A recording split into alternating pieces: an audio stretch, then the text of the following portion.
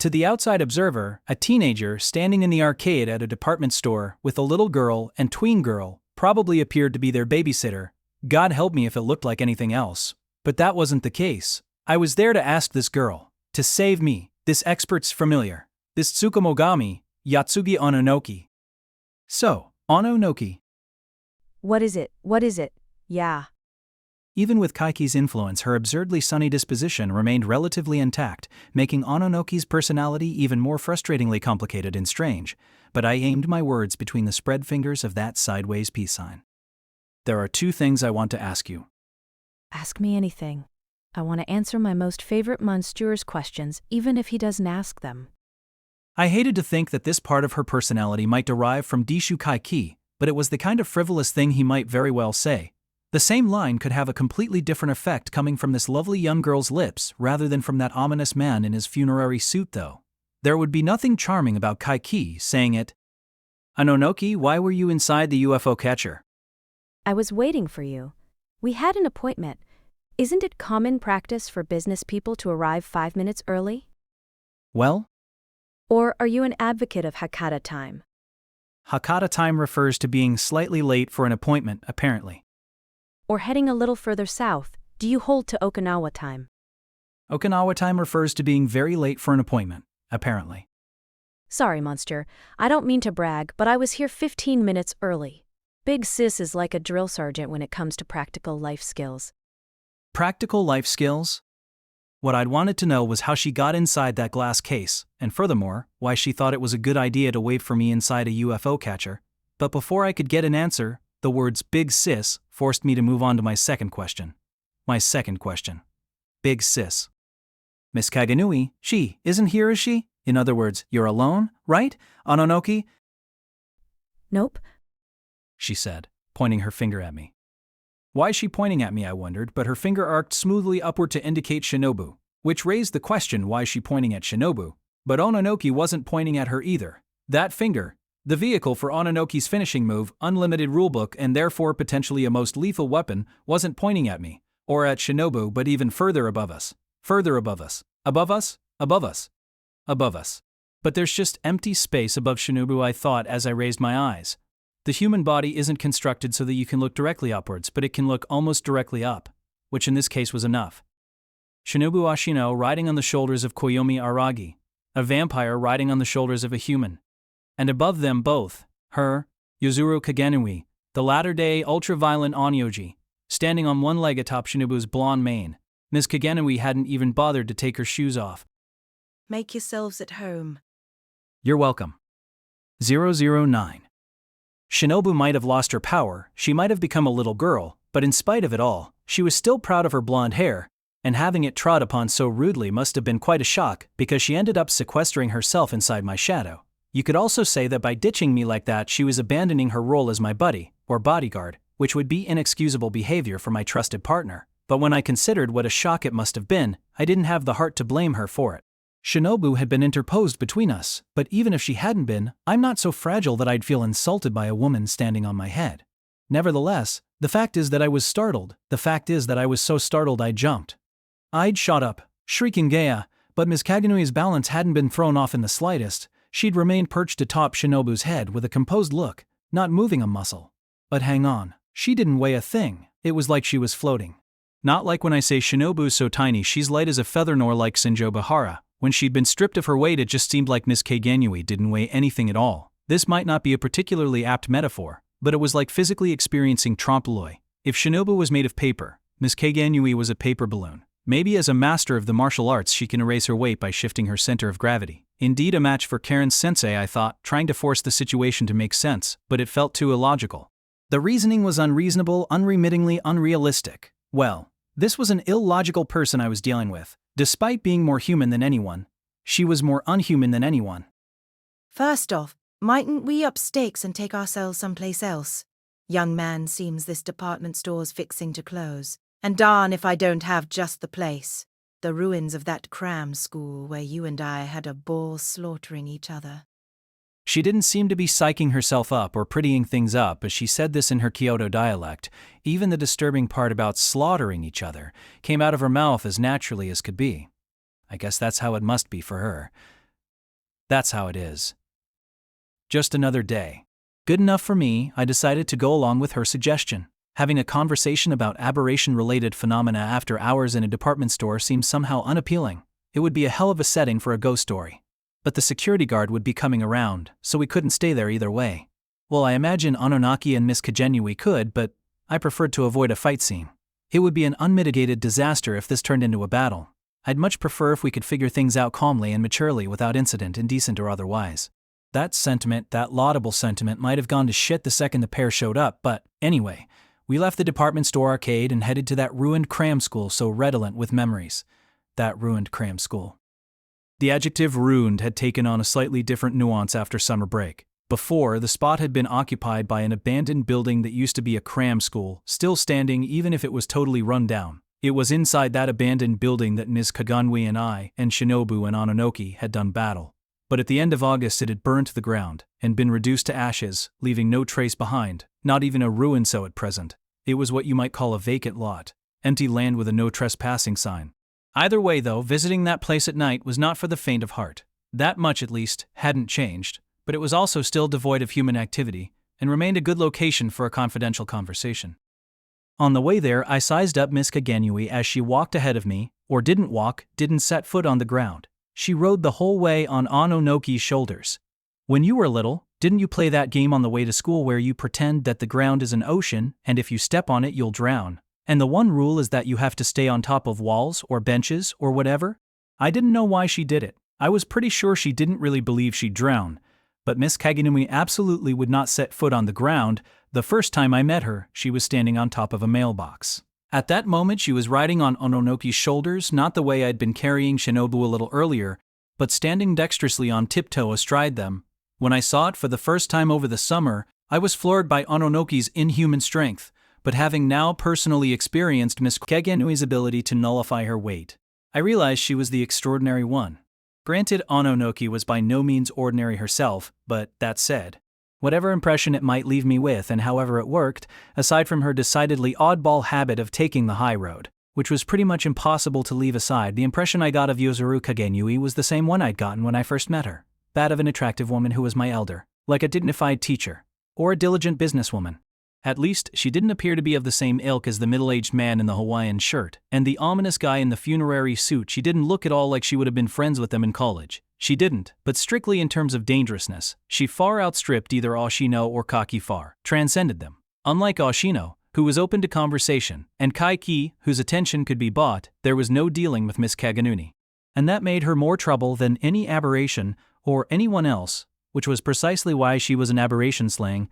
Aberration employing onnoyaji, I imagine. The fact that her very appearance on the scene could drive the former Kisushat Asuralorian Heartunderblade, once the king of aberrations even if she had lost her power, into hiding so easily, so disappointingly quickly, forcing her back into my shadow, spoke to the extent of misconditioned processes. Kagenui's true power, Shinobu, was the aberration slayer.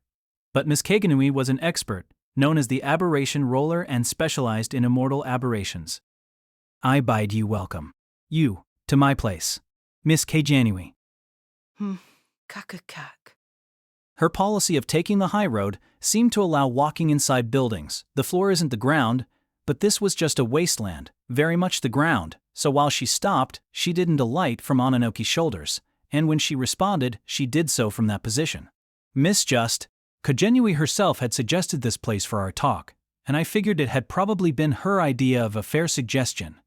Conducting our consultation in an open space where she couldn't touch the ground created a difficult combat environment for her.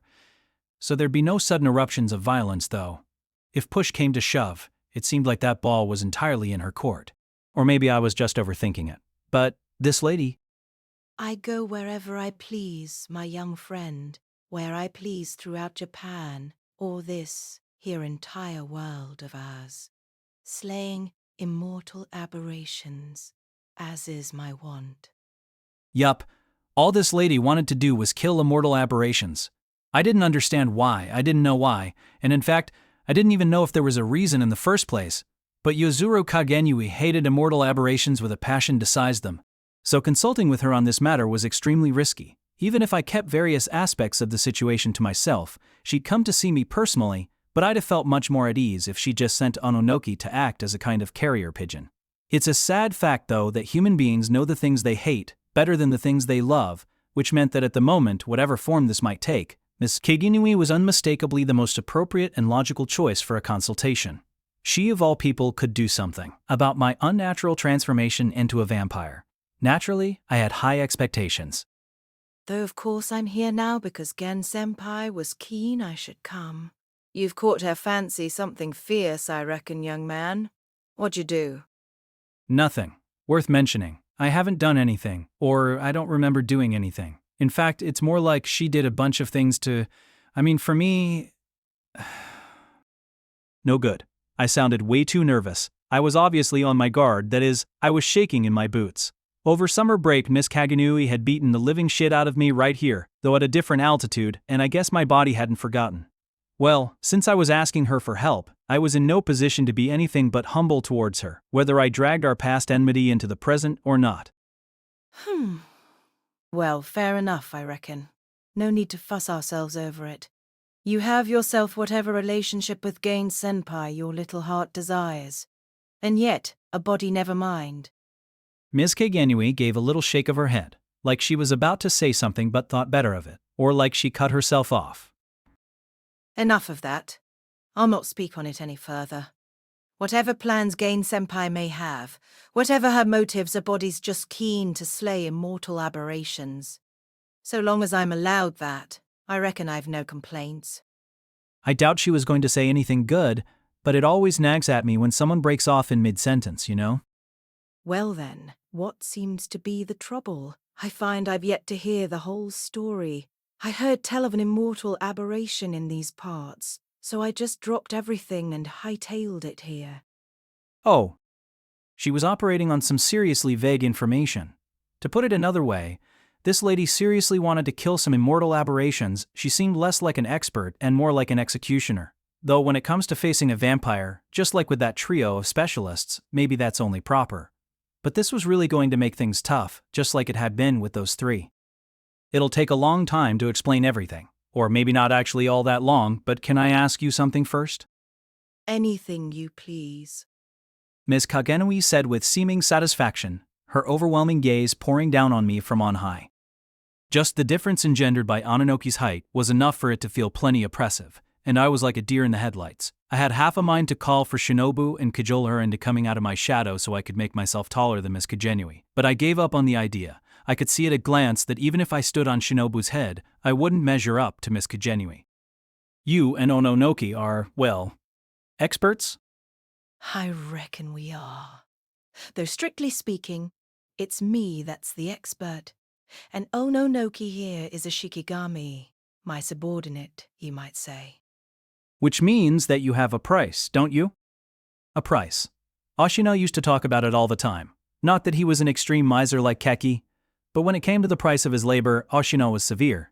Or you could say he lacked a spirit of volunteerism, or maybe that he was a stickler. He pretty much never did anything for free.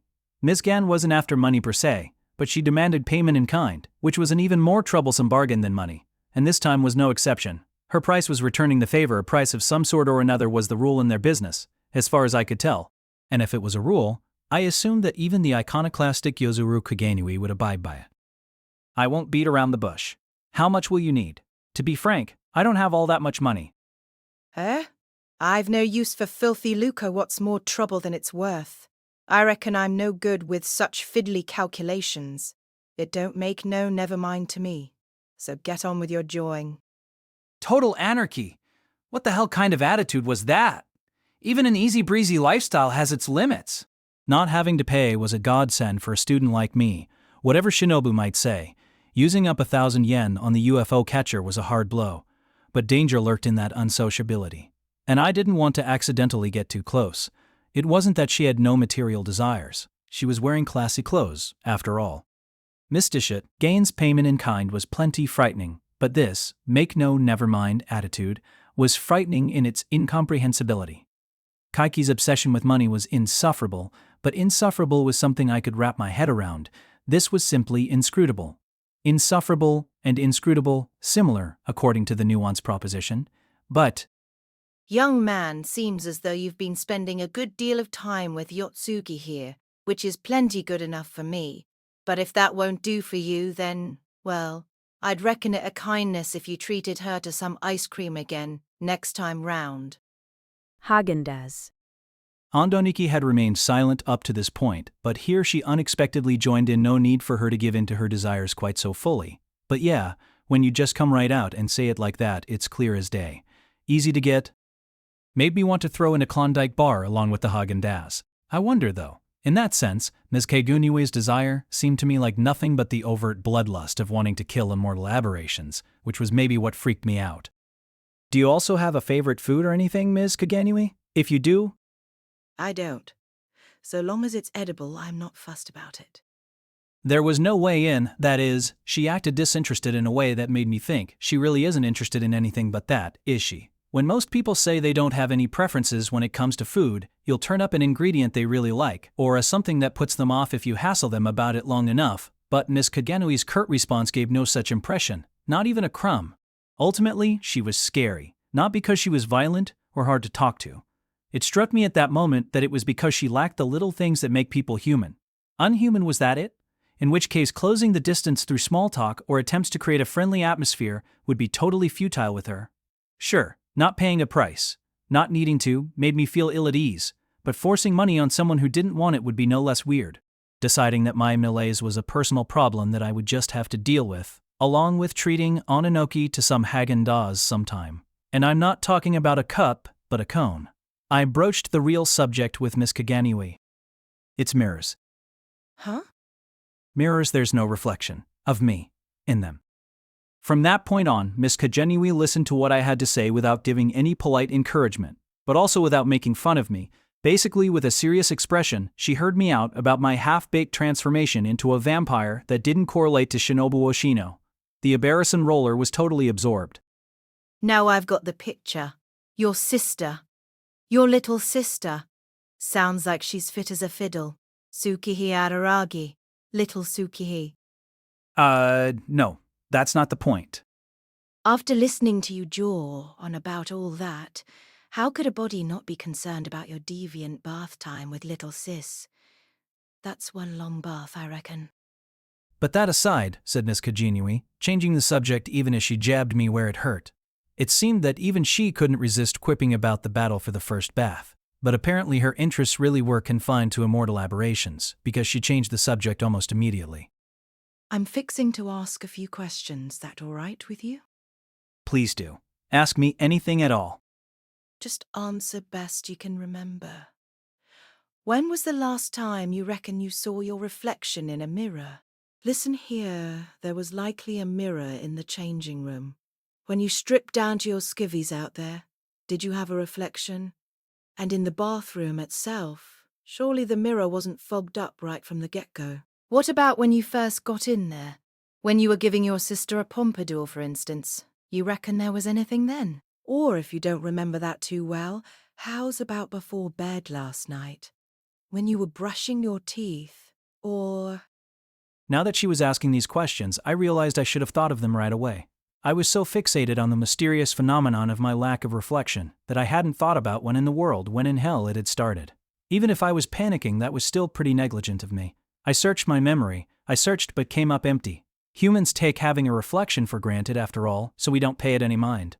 Even if we're aware of it in the moment, it's not going to form a lasting memory, though of course if I hadn't had a reflection while I was brushing my teeth the night before, you'd think I would have noticed then and there. I figured we could say I'd still had a reflection at that point. And probably also when I undressed in the changing room, if I hadn't had a reflection then, I would have noticed. So, I guess we should assume that the last time I had a reflection was right before it happened, I think, before the mirror got fogged up. So I think the moment in question was the first time I didn't have a reflection. Your toenails. I'm sorry? Your nails. Let's see 'em.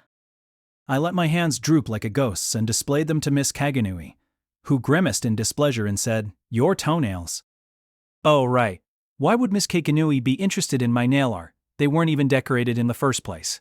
That being said, I honestly didn't know how to show her my toenail when I was standing in the middle of a vacant lot and she was up in the air on the shoulders of a tween girl.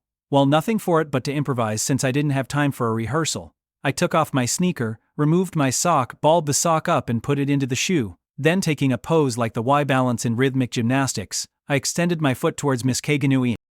That's just about the strangest pose I've ever laid eyes on. What's that supposed to mean? You're the one who asked me. But before I could even think that, Ms. Kaganui grabbed hold of the foot I'd raised partway off the ground. I hadn't actually made it to a full Y balance. I'm not that flexible. And pulled it close to her face. I thought I was going to go head over heels. Which is to say, I almost did go head over heels. But Miss Mintegzen Kaganui kept that from happening by brute force. In other words, she was able to support my entire body weight simply by holding my ankle with one of her hands. Just, how strong was she? Maybe they hadn't exaggerated her brutality in the anime after all. Mirrors. I'm sorry? It's plenty frightening not to have a reflection, sure enough it is, but there's an aberration what only appears in mirrors as well, I reckon. Ah, you're right. I couldn't bring a name to mind, but I did recall hearing about ghosts that only appear in mirrors, evil spirits that live in mirrors, aberrations that are themselves mirrors. There were too many to count. I don't think that had anything directly to do with the matter at hand, though I imagine Miss Kaganui just brought it up to fill the time while she was examining my toenail. What that child, that vampire, the former Kisha, Thessalolari and Heart Underblade, have to say about this here toe? Let's see. That little girl, who's sulking now thanks to you, said there'd been an infinitesimal fracture that slowly sealed from the inside out, and that the bone was fully healed. That was this morning's diagnosis. Was it now? This morning, eh? Well, take a look-see. Sore. Miss Kaganui pulled my leg up even further and shoved the nail right up to my face. My stance was now well past a Y balance and more like an I balance. Yes, it hurt. The joints in my crotch groaned. Or maybe it was just my voice I was hearing. See there. All better. To be frank, the pose was neither stable nor settled enough for me to ascertain the state of something as small as my pinky toenail. But when I forced my eyes up to look at it, sure enough, it seemed to be just as she said. The split in the nail had repaired itself and the scab was gone. This may sound a bit overblown when all we're talking about is a pinky toenail, but it was definitely a full recovery. Yes, as though a vampiric healing factor was in effect. It's hard to tell from a purely external examination whether or not a fracture has healed, but we don't need an X-ray to see that the nail at least is back to normal. And it's definitely out of the question for a nail to repair itself like this in just one day. But the weird thing is, Miss Kaganui, when I was putting on my socks to leave the house, my toe wasn't in nearly such good shape. It was pretty much like it had been this morning when Shinobu made her diagnosis. Superficially, at least, it hadn't gotten better at all. The reason's obvious. Oblivious monster. This response came not from Miss Kaganui, but from below her, from Ononoki. She extended one finger, probably just out of habit, but knowing the power inherent in that finger made it a terrifying gesture, and pointed at the sky. At the sky. The dark night sky, the sun having already set. Oh, I get it. A vampire's power gets stronger at night. And you've probably gotten plenty of moonlight. Moonbathing, not sunbathing, salves of vampires' wounds. Yeah. The instant she said yay, she got a kick from Miss Kaganui. It was a violent form of discipline, but I can't say I didn't see where she was coming from. Not that I'm in much of a position to talk, being partially to blame for that yay. So that means Shinobu's diagnosis was right. Her deduction that I'm currently in vampire form means it wasn't just regular healing, it was creature of the night healing, vampire healing, in other words. No question about it. Well, I'll not render judgment quite yet, I reckon, not having seen the original wound and all. Here now, Yotsugi. What is it, big sis? Take a gander. With that, Ms. Kaganui tugged me around by my ankle once more, not back to my original position, but to an angle slightly lower than that of a Y balance, somewhere in the neighborhood of 90 to 100 degrees. And just like that, she jammed my bare foot up to Ononoki's face. Right up to it. She pushed the sole of my foot onto the tween girl's face and rubbed it around, which was pretty kinky in its own way.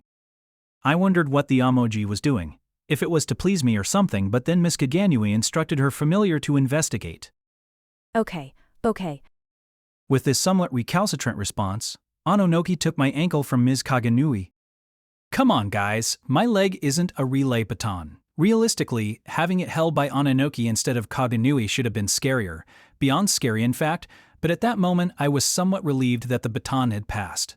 My relief only lasted a few seconds, though, really just the time it took for Miss Kaganui to pass me off to Ononoki, who quickly put my toe into her mouth like a pacifier.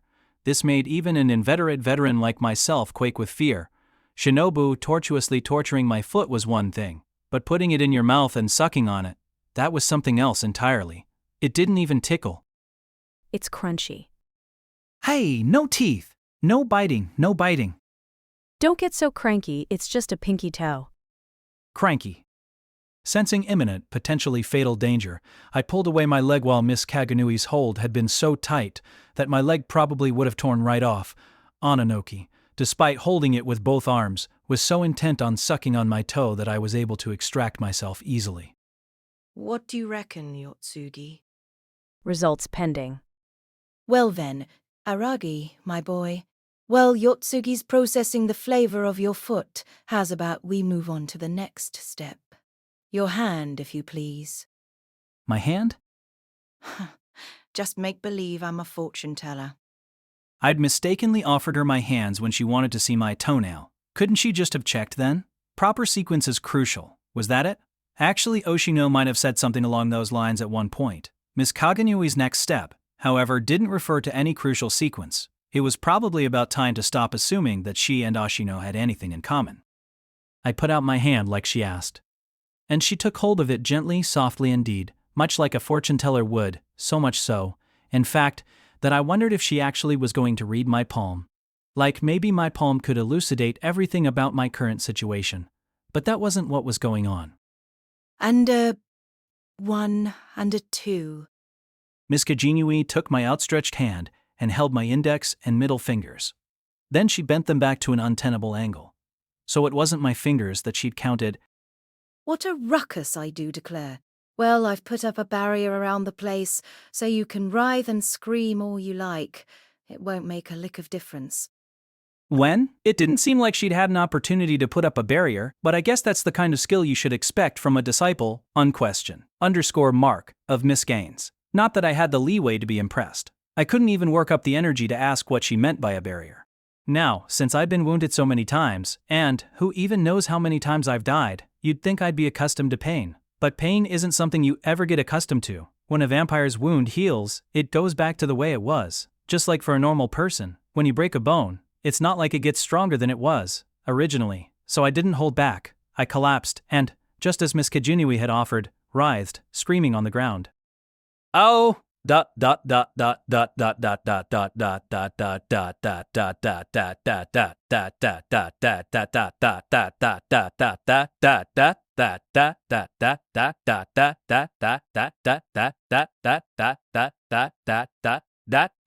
can't suddenly avow what are you doing, Miss Kaganui? You can't suddenly avow.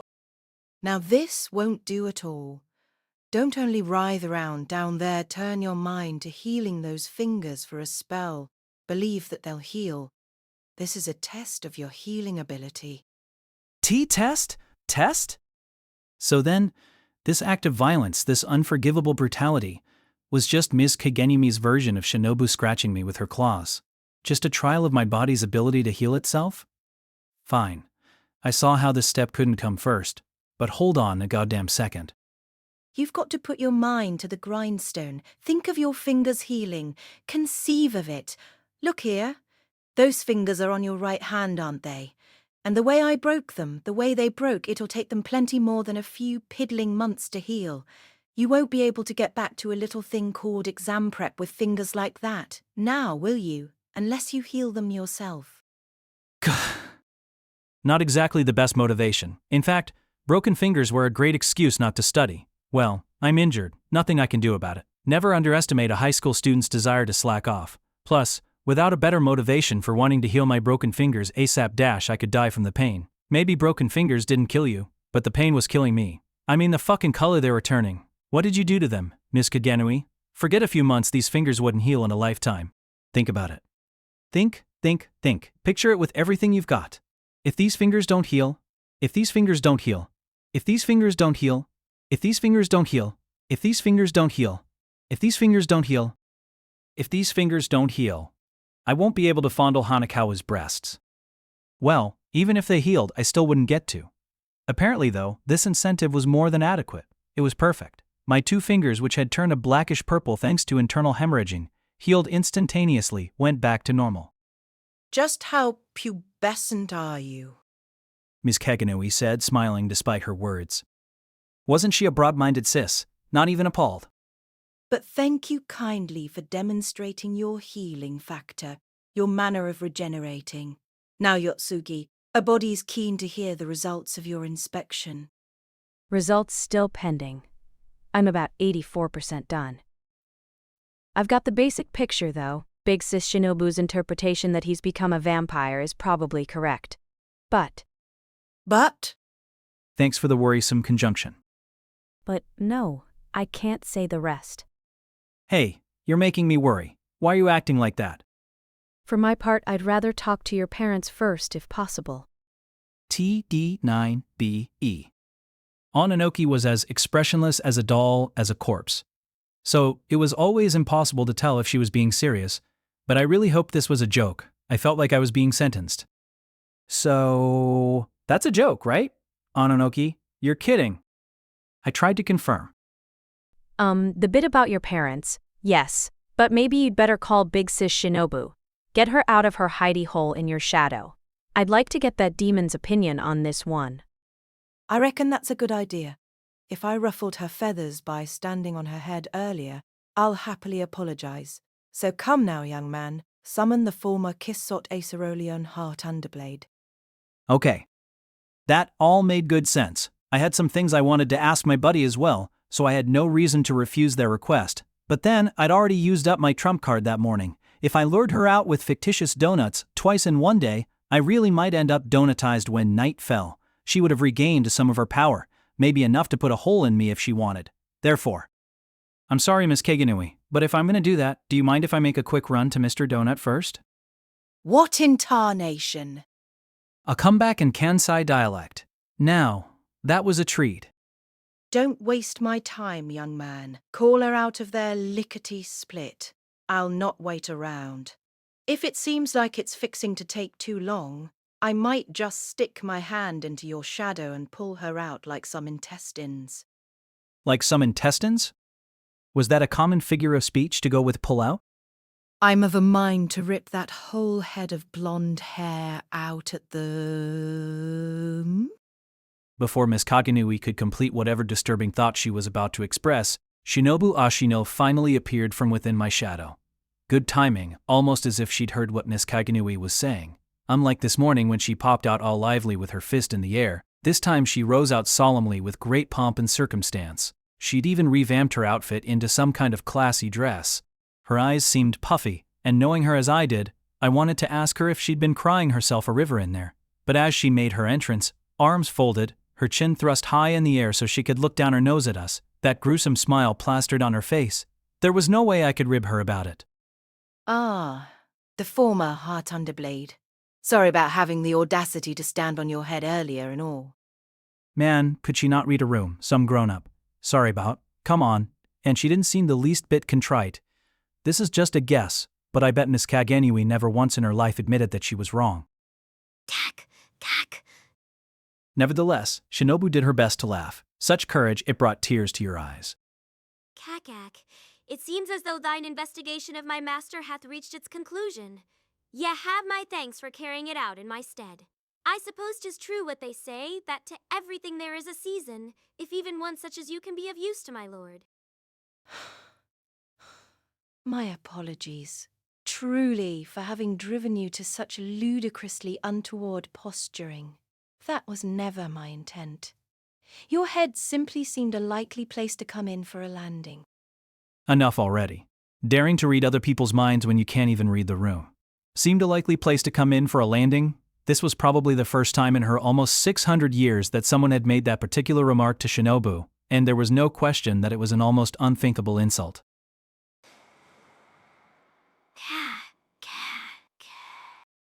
And yet she laughed. What backbone? Or she'd missed her chance to back down more like.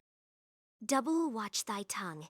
Human expert ye may be, and an expert in immortal aberrations at that, but do not for a moment think that means thou knowest aught of me. Forget not, the only reason I have not slain thee on the spot is so that thou might help resolve this physical malady that besets my lord and master. Cack. Which is exactly why I'm apologizing to you, for stepping on your head and all. For someone so short, you sure are long cod. Come on now, let's bury the hatchet. You Nightwalkers are such gloomy folk, I'm real sorry. I'll be sure never to step on your head again. Gritting her teeth, Shinobu finally fell silent. This was where I put on the brakes, worried that she might stay silent for months like she did last time. Stop it, Miss Kagenui, please. At this, Miss Kagenui looked stunned apparently. She hadn't been trying to be mean and just didn't have a clue. What an unpleasant person. Everyone, and I mean everyone, even Kaiki disliked her. You too, Shinobu, let it drop. No sense in opening up old wounds. Yet. Don't clutch my sleeve with those tear-filled eyes. It's simply too pathetic and adorably sympathetic. You bravely volunteered your own head to protect mine from the tread of Miss Kagenui's feet. That was a selfless act of devotion and personal sacrifice. You can rest easy, your pride is intact, okay? Huh. Oh, 'twas just as thou sayest, I protected thee, my lord. I am badass indeed, my lord. I am badass indeed. Her mood improved in an instant, pathetic, adorable, but also a pain in the ass and kind of a dodo. BB1. I can't believe I lost to her, muttered Ononoki, but Shinobu seemed to be on cloud nine and didn't hear her. Thank God for small favors. Favors both large and small aside, everyone besides Miss Kagenui was having a shitty time. Well, now we have all the players. We have all the information, time for all the answers, I reckon. It won't do to leave the readers with a mystery, so let's get to the solution, shall we? Time to solve the riddle. Solve the riddle. Something about her words bothered me. My lack of a reflection wasn't a riddle. It was just something that was happening. Excellent. Proceed, urged Shinobu. Her mood improved. She seemed to be feeling generous. Well, she'd tasted the humiliation of being stepped on, but I imagine that the erstwhile king of aberrations still had so much self-confidence, not to say self-conceit, that Miss Kaganui and Ononoki had nothing on her. Whether or not her self-image held water was a different question. Koyomi Araragi kind monster, sir. You are at present, or in the present progressive, turning into a vampire little by little by little. That's, well, the situation. Turning into a vampire. From human to vampire little by little. I believe it's what biologists call metamorphosis, Latin mutatis, Japanese hentai. Only too appropriate for you, monsieur. Was I supposed to laugh? Not on your life. My turn to be expressionless. But it didn't come as a surprise, Shinobu's inspection that morning, having already told me as much, and Miss Kagenui's inspection, if that's what you want to call that outburst of violence, having just confirmed it. Turning into a vampire. How now, young man? You don't seem particularly put out. Well, I've become a vampire so many times at this point, I'm obviously not going to be as freaked out as I was the first time over spring break. I don't want to brag in front of experts like yourselves, but I've had more on my plate over the past year than you might think. The past few months in particular had been pretty extreme. The stuff with Hachikuji, the stuff with Sengoku, and that transfer student. I'm sure you have. In an insinuating tone. You held that plate out like a moron. What? Nothing. The familiar shook her head. Her barb, loaded with a scathing sarcasm that could only have come from Kaiki, was too indirect, too roundabout, for me to understand what she was getting at. When I said I didn't want to brag, was I actually bragging? Had an expert been offended by the remarks of a noob who was still in high school? No, Ononoki wasn't the type. Whatever the case, the fact that her personality was different every time we met made her tricky to deal with. It's hard to get accustomed to such a mercurial character. Don't be so harsh on the boy Yotsugi. I'll not deny the young man here may have behaved moronically, but I reckon some part of that responsibility lies with us. Miss Kagenui covered for me if that's what she was doing, for whatever reason. Okay, fine. I have no clue what she was pulling there. Suddenly, I realized it was past 9 o'clock. Sure, everything had taken a while, but our meeting had been set for 7. Could we get to it already? As for why you're metamorphosing, monster. As for why the hentai is being perverted into a vampire. Not gonna let that one drop, huh? What's the deal? Got a bone to pick with me? It has nothing to do with your interrelationship with the former Kissshot Acer Alorian Heartunderblade. I think you probably already knew that, but it's important enough that it bears repeating. Nothing to do with Shinobu, but can I really be turning into a vampire independent of the fact that she used to be one? You can. There's one last thing I want to clarify, sis. Do you really not have some inkling of why this is happening to kind monster, sir, your lord, your master? Had I would not stoop to asking the likes of thee for aid. And Oshino never said a word about it? Nay, 'tis true that I cannot recall everything he spoke of. Most of it washed over me like a cool breeze. But had he touched on something of such dire import, I would remember. I reckon you would. Yes, indeedy. I reckon even Oshino missed this one. It was a regular, or an oversight. If he'd known things were going to go this way, he'd never have let such misgivings go unheeded. An oversight? Ashino? Is that even possible? How can that be? How can a guy who acted like he saw through everything? An oversight? Just thinking about it freaked me out. He didn't really, and for what it's worth, he might see through to the truth of the matter but not take care of it for you. He's like Gin Senpai in that way. Strict or businesslike when it comes to that sort of thing, one to operate solely on the basis of profit and loss. If you ask me, even a capricious contrarian like Kaiki at least has a little more warmth to him. I had some reservations about calling it warmth, but true, while a pain in the ass about money, Kaki's petty accounting was also very human. Still and all, I reckon this time around it was nothing but a plain old oversight, in other words. It was opaque to Mr. All-Seeing, to me, Moschino. Opaque to Oshino. Saying those words out loud made me realize just how anomalous they felt. Maybe it was plausible to Miss Kaidenui, who'd known Oshino since college and seen her share of his failures, but to me, after everything he'd done for me this year, after watching him see through everything time and time again, it sounded like a bad joke. A bad joke. A bad reality. A bad paranormal phenomenon. Isn't that a big deal? Something that's never happened before is happening in my body? Something unprecedented, something that my accumulated experience is useless in dealing with. Keep your shirt on. It's certainly unusual. That much is true. For Oshino's predictions and judgments to be wrong, but still, young man, it's a hoot to see you so shocked by it. A hoot? I guess from Miss Kaidenui's perspective as a fellow specialist and old friend of Oshino's, my level of shock seemed pretty ridiculous. No need to come right out and say it, though. It hurt my feelings. Man, is she oblivious. I started to think, but apparently that wasn't what was going on, since Miss Kaidenui went on to say, But the fact that this particular matter was opaque to Oshino was entirely your fault. Huh? I was shocked again, if you want to talk about shocked, but more than that, I was bewildered. I simply didn't understand what she meant. But if she was saying that Koyomi Araragi was opaque to me, Moschino, that was impossible. I was like a flimsy piece of tracing paper to him, so transparent you could see right through to the other side. I had always been the insubstantial, weak Koyomi Araragi to him. Always and forever, consistently, I had never once stymied his predictions. I'm not like Hanaka. Please tell me what you mean, Miss Kaganui. How did I throw Oshino off his game? I think you must be wrong about that, but if something of the sort happened, I need to know. I'll let you know the moment I do. That's what I've come here to find out. But one thing's certain, there's trouble brewing. We could very well, that is, if things keep on this way, me and Yotsugi here, we might have no choice but to kill you, She stated. She did so without lowering her voice or changing her tone perceptibly, as though it was just part of the natural flow of the conversation. No choice but to kill you if things go south, that is. Now then, young man, it's easy as pie to see why your body's metamorphosing into a vampire's, why you're clearly headed in that direction. Honestly, it doesn't take an expert. It's so simple you should have figured it out all by your lonesome.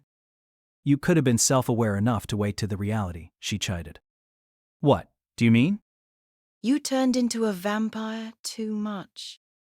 Miss Kaganui said this in, you guessed it, the exact same tone, and from there, Ononoki took over, you guessed it, expressionlessly, speaking in her overwhelmingly placid voice. You just kept piling more on your plate, you moron. In the course of solving all those problems, you relied too much on your power as a vampire. And so, irrespective of the former heart underblade, your immortal soul inexorably ended up approaching vampiredom. Approaching? You've been literally transforming yourself into a vampire. 010. It may be a little late at this point to insert the story so far. It feels like I missed the window, and frankly, it's a total embarrassment as a narrator. But if I'm going to explain everything in proper sequence, it's gotta be now or never. Where to begin? I guess it's gotta be spring break, that hellish spring break. Or no, strictly speaking, just before it started. That blood-sucking spring when I was attacked by a vampire, when I became a vampire up. Until then I had somehow managed to make my way down the road of humanity, sometimes unsteady on my feet, sometimes going off course of course, but that spring I strayed entirely. That was about a year ago. Once I became a vampire, it was neither a kinslaying vampire nor a half-vampire, nor a vampire hunting spec ops team who saved me, but a heaven-sent class president with braids and glasses, and an older guy in a Hawaiian shirt, and I became human once more. A demon no longer, give or take a few lingering after effects. And they all lived happily ever after. Except when they didn't. I've already told you all of this, so let's skip ahead a month to Golden Week. The end of April and into the beginning of May, a nightmare. Tsubasa Hanekawa, who played a central role in restoring my humanity, was bewitched by a cat. It took more than a spritz of water in the face to repel that malicious murderous feline assault on Hanekawa on the world itself. I did it by exploiting my the might of a vampire. I employed the vampiric strength that I lost over spring break, which you'd think I would have abhorred, that power I risked my life to escape, and defeated the cat while temporarily sealed it away anyway.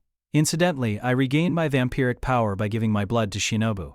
By letting the little girl bite me in the neck. It all comes down to this. At the time, Shinobu was not yet bound in my shadow, so I had to give her blood at regular intervals. But on that occasion, I let her exceed her usual dosage, and so was able to turn into a vampire, or more precisely, a thrall of the Aberration Slayer. I was able to for better or for worse. But then, during the subsequent school term, when Oshino was still around, in other words, the only time I really used my vampiric power was that time with Kenbar, the thing with her and the monkey, with Senjo Gahara, who met a crab, with Hachikuji, waylaid by a snail, with Senjoko, entangled by a snake. Not to mention the second time Hanekawa was bewitched by the cat. On each occasion I dealt with the aberration-related phenomenon in question solely as a human being. If Ononoki was right and I in fact leaned too hard on my power as a vampire, it had to be later on, like when Karen Araragi was stung by a bee. When she was stung by a bee, thanks to Kaki's scheming, I used my vampiric healing factor to absorb some of the blistering fever that racked her body. And then it was Tsukihi's turn. The matter both concerning and involving Tsukihi, it was a bon. And that was when it came to blows with Ness Face, Kagenui and Ononoki. In order to battle the Aberration Roller, Slayer of Immortal Aberrations, I transformed myself into Immortal Aberration, a vampire. To tell the truth, even having commandeered the strength of a vampire, I was no match for Ms. Kagenui. But, regardless, that must have been the inflection point, when I stopped being human, and began metamorphosing into a vampire. A rapid-fire series of aberration-related phenomena cropped up since the last day of summer break, and throughout second term, and each time to deal with them, I turned into an immortal vampire. I got used to using my vampiric power, relying on my vampiric power, wielding my vampiric power to deal with these unreliable and unwieldy aberration-related phenomena. Sometimes I even used it to deal with other things. I leaned on it most heavily when Sengoku was entangled by a snake for the second time. No, when she was the one who entangled the snake. That was when it really started. I wanted to save Sengoku. So I turned into a vampire almost every day, hoping to resolve the situation, which wasn't very effective as it turned out. And in fact, effectively, 100% counterproductive. But anyway, that went on for a month, 2 months. And that brings us to the present moment, the present situation, the present phenomenon. Basically, Monsieur, you spent too much time as an immortal aberration. You overdid it, blithely bouncing back and forth like that. I imagine that as far as you were aware, you weren't overdoing anything, let alone blithely. But still. I sensed something like sympathy in her tone, but that had to be my own self-serving imagination. She was speaking in her quiet, placid voice like always, placid and expressionless. No. I did do it blithely. I had to admit it. I had to acknowledge it. It wasn't the first time someone pointed this out to me. Senjo Gahara and Hanekawa and others from the female camp had warned that I was blithely over-relying on my power as an immortal ever since Oshino's disappearance. Not that I was self-aware about it, but it was definitely true that any reluctance I'd once felt about using my vampiric power about becoming immortal had slowly but surely faded. Not only that, but I felt a strange sense of connection every time I used my vampiric power to fight alongside a reinvigorated Senjo's. Euphoria? Well, there was certainly some of that. Of course there was. Anyone with a pulse would feel the same way. Any average high school student who got to wield a power that transcends the human realm, transcends human knowledge and denies the thrill of it would be full of it, as would anyone who denies getting lost in all that power. So you're saying that, because I borrowed Shinobu's strength too frequently, I myself fully transformed into a vampire? But I was being so careful to avoid that. Ashino had cautioned me over and over again after all. To maintain Shinobu's existence in this world, I had to keep giving her my blood in perpetuity. But I also needed to be super careful about the dosage. He strictly enjoined me that if I gave her too much, if I let her drink too much blood, Shinobu would become an aberrations once again, the aberration-slaying king of aberrations. At the same time, he enjoined me, just as strictly, that I would transform into a vampire as well. So even when I let Shinobu drink my blood so I could fight, I never once exceeded the proper threshold. At least I didn't think I did. You're not listening. It's not about your relationship with Big Sis Shinobu. It's totally unrelated to you giving her your blood. Well, it's indirectly related, of course, but the why and how and who drank your blood of your transformations into a vampire isn't really the issue. Until now, you've been metamorphosing by borrowing Big Sis Shinobu's power, but it would have been the same if you'd borrowed from a different vampire each time. Let me give it to you straight, Monsieur. I'll put it as plainly as I can. It's not that you became a vampire too often, it's that you became too comfortable about becoming one. You got too used to using the power. You got too good at it. At this point you could become a vampire even without Shinobu. Wait a sec. I couldn't keep up. No, that wasn't true. I was keeping up. Or in fact, I'd finished the upkeep on my mental filing cabinet a while ago. I was convinced. So if this were somebody else's problem, I would have totally agreed with her here. I'd probably have praised her to the skies. Great deduction. Ononoki. But this was my problem. No matter how true, if it was also a failure I didn't want to acknowledge, I couldn't swallow it just like that. But Ononoki, is it really that easy to become a vampire? You just do it too much, get too used to doing it, and then you've done it? Dance with the devil, and you'll become the devil. Play with the demon, and you'll become a demon. And you really took the initiative playing that game. I didn't feel like I was playing. Of course you didn't, young man. That's just a manner of speaking. You were dead serious. I reckon I can vouch for that myself, having battled you in your vampire form. Otherwise, a body wouldn't have backed off.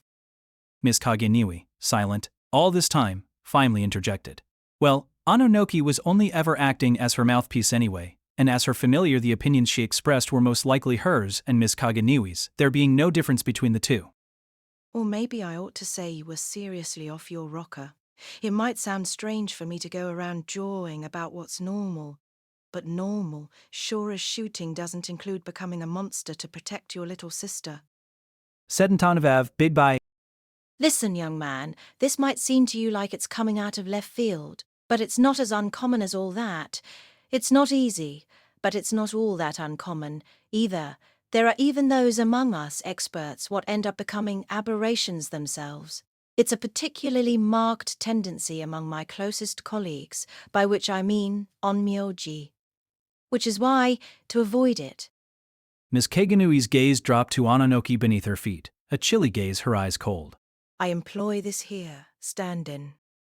That's how dangerous facing an aberration head-on can be. Ashino must have told you that once you've dealt with an aberration, you're much more liable to get drawn in again. He did tell me that, yes. But what he didn't tell me, if I transformed into a vampire too often, I'd end up as one myself, that he never mentioned. 'Cause he failed to see it. What kind of a person you are, I mean, that was where he miscalculated. No, maybe never calculated at all. Can't miscalculate if you never calculated in the first place. Sure enough, that's why I say it was an oversight. He never predicted that you, young man, would transform into a vampire so frequently in such a short span. That definitely wasn't a miscalculation, nor was it an oversight. That was an error in judgment. So you're saying, I betrayed Oshino's faith in me? Is that what it boils down to? He never expected me to do it. To keep on borrowing the power of an immortal aberration so blithely, to rely too much on a vampire. The vampire that... Shinobu. He entrusted the former, kiss-shot Esseralorian Heartenderblade to me, and trusted her to my shadow, and I betrayed that trust. I couldn't live up to his expectations. Shinobu's power, Shinobu's existence. I used them like convenient tools, and that was something not even he could have seen. Which is why he never informed me of this possibility. Nor did he inform Shinobu. He almost certainly thought it'd be rude. Course, we can only guess at what Oshino's intentions might have been for all we know. He just plumb forgot. And what about this young man? Supposing he'd told you about this possibility, would you have shrunk from making use of the vampire's power? Even if you'd known it would cost you your humanity, you'd have done it anyway, no? Words of comfort were something I'd never expect to hear from Miss Kagenui. She was too violent, too careless, too oblivious. Probably she was just thinking out loud. There's really no way of knowing what I would have done. If I'd known beforehand, maybe I could have done something about it, or maybe I'd have been well and truly scared off. So you're saying the reason my healing factor is so slow, or that I have a healing factor at all, even if it's non-existent compared to when I was Shinobu's thrall over spring break, the fact that I have some level of immortality is proof that my transformation into a vampire is unconnected to Shinobu's. In other words, I'm not transforming into Shinobu's thrall, but into my own brand, my own breed of vampire. That's about the size of it. Though, typologically speaking, I reckon you'd be treated as a natural vampire. There are two types of vampires, Monsieur. Two breeds, natural vampires and human beings who become vampires after being bitten by one. It might seem like you belong in the latter category, but as it happens you're classified as the former. Someone who transforms into a vampire, who becomes one, is a natural vampire. I don't really understand that reasoning. I never really understood what I was told over spring break either, but this seemed even more confusing. Or rather, viewing vampires as organisms and trying to understand their ecology already seemed outside the framework of human understanding. Seems like the incident involving the serpent deity was the biggest problem. You really overdid it there. Monster, you turned into a vampire almost every day. High frequency doesn't even begin to cover it. You spent more time as a vampire than you did as a human during that period, didn't you? Sure. It was my fault that Sengoku had done that she ended up like that. Or I felt responsible, at least so. That's why. I think I've got some kind of grasp of the situation. I wouldn't call it a firm grip, but what do I do, Ononoki? Do about what? She threw the question back to me so ingenuously that I fell silent for a moment, and a bad feeling washed over me. But I quickly dispelled it, interpreting her response as a request to be more specific. I rephrased my question. What do I do to become human again? When was it? It must have been over spring break that I'd asked Shinobu more or less the same question. What had her answer been? Whatever, that was the past. How she answered back then was irrelevant. What I needed to know, and the one thing I knew I didn't want to hear, was Ononoki's hopeless reply. Kind monster, sir, she said, like a doll looking at me with those doll's eyes, without hesitation or consideration. There's no way to fix this. No way to fix it. No way back. It struck me as odd that when I heard Ononoki's cruel pronouncement, when I heard that hopeless answer condemning me to my fate, I accepted it readily. I accepted it, without shock or consternation. Her answer touched something in me, something deep inside of me. Or no, maybe not quite. It's not like it was totally unsurprising. It was definitely not what I thought she was going to say. But it was the kind of surprise you feel when you happen to put a piece of a jigsaw puzzle in exactly the right place, or when you open a dictionary to precisely the page you're looking for. I was startled by how right it felt. I see. The one most likely to mock this response, in all its stiff upper-lip gallantry, was none other than me. Who are you trying to impress? I wanted to ask. Like when someone gets hit by a car and says, I'm fine. So that's the deal, huh? Well, there it is then. I expected you'd be a mite more upset about it. We're still inside the barrier, you know. You don't want to roll around on the ground for a spell and bawl your eyes out. Wail your frustrations at the heavens. Go on, I'll pretend I didn't hear nor see a blessed thing. No. Well, when you stop to think about it, this wasn't a question of a mere broken finger. I'd been informed that I was dropping out of the human race, never to return. I wasn't just losing some part of myself, I was losing my very humanity, so there'd be no shame in rolling around on the ground and crying for a while. And yet, I felt absolutely no need to do so. What can I say? It's like, there you go, guess that makes sense. I mean, I've been really reckless these past 6 months. It was the same when we fought each other. I was turning myself into a vampire like it was nothing. Like I was drinking an energy drink or something. relying on the power of an immortal to battle aberrations, and the retribution for that. Retribution? That's what I said, but somehow it didn't sound right. Why, I couldn't say, or no, it sounded wrong because there was a better word for it. It wasn't retribution. The price. I had to pay some kind of price.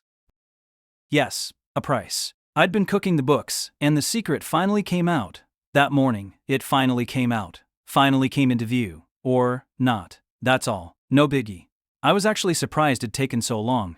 I was just paying interest on all the bills that had come due recently. I was just settling the accounts for all my shenanigans. No, this was the last installment, the final payment. Last year was over, even according to the traditional calendar, and Koyomi Araragi needed to wrap up his fiscal year. That's all there was to it.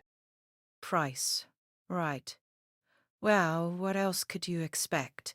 Throwing around all that power willy-nilly. No choice but to accept it, I reckon. Not that that ever so enlightened attitude of yours will do a lick of good. Still and all, I reckon you haven't lost your humanity just yet. What do you mean? There's no way to reverse the process, no way to fix it, but there's a way to keep your transformation into a vampire from progressing. Okay, so there is a method, Monsieur. By a method, you mean a way not to lose any more of my humanity? Well, yeah, we'll have to conduct a thorough by-the-book examination to find out how vampire-sized you are, kind monster sir, and how much of your humanity you retain. But either way, there's a way for you to maintain the current status quo, whatever that turns out to be. I didn't ask right away what this method might be because I somehow felt like that'd be greedy, like it'd be shady, as if I were trying to default on my loans. Sure, I talked like I was at peace with it, but ultimately, given my predicament, I had to find out what this method was, if there really was one. So what is it? Ononoki? What's the method? Maybe method wasn't the best way to describe it, since it doesn't really involve you doing anything. In other words, you just have to stop using your vampiric power. You can keep feeding Big Sis Shinobu, of course using your shadow as a battery charger like you've been doing should be fine. If that's as far as it goes, then there's no problem. But you've got to keep an even keel, and of course you've got to avoid actually transforming into a vampire. No matter what. Stop using my vampiric power. Definitely not what you'd call a method. It didn't even require any action on my part. Though that didn't mean it would be easy. If anything, it sounded like a detox program. Would it be that easy to wean myself off of vampiric immortality, given how handy it had been?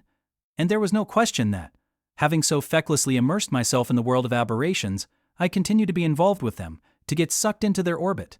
Even now they were dragging me down. Supposing from now on, I kept on using the power of immortality every time I had to deal with an aberration. What happened to me then? You know what would happen, don't make me say it, not to a friend. You'd edge closer and closer to being a vampire. I can't say for sure how many more chances you've got, but you definitely have less wiggle room than you think, Monsieur.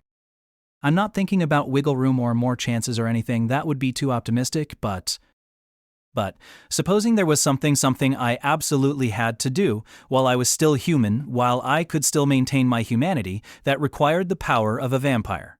Could I really refrain from using it? I couldn't help but envision such a scenario. Best not to speak any more on it. Best not to think any more on it. I declared this to you before, and it was a declaration of war.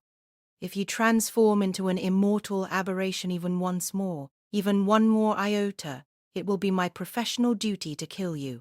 I will have no choice but to slay you. Even now you're on the brink of vampiredom. You might call your current status a somewhat vampiric human being, but if that balance should tip any further. I'd been able to get a grasp on my current situation thanks to Ms. Gain so swiftly dispatching Ms. Kagenui and Ononoki to meet me. But while that was an expression of Ms. Gain's kindness and goodwill, it was also her way of driving the point home. That's the kind of person she was. She dispatched Ms. Kagenui knowing that the Onomyoji was not only knowledgeable about all things immortally aberrant, but also inordinately obsessed with destroying them. The harsh reality was that Miss Gain had dispatched Ms. Kagenui under the assumption that if my transformation into a vampire exceeded the limits of what Ms. Kagenui felt she could let slide, she would exterminate me right then and there. Naturally, I wanted to believe that Miss Gain deemed that unlikely, but Just so's you know, I've let you and the former Heart Underblade go on account of Oshino requesting that I certify you as harmless, but as it stands, you're right on the line, one step over.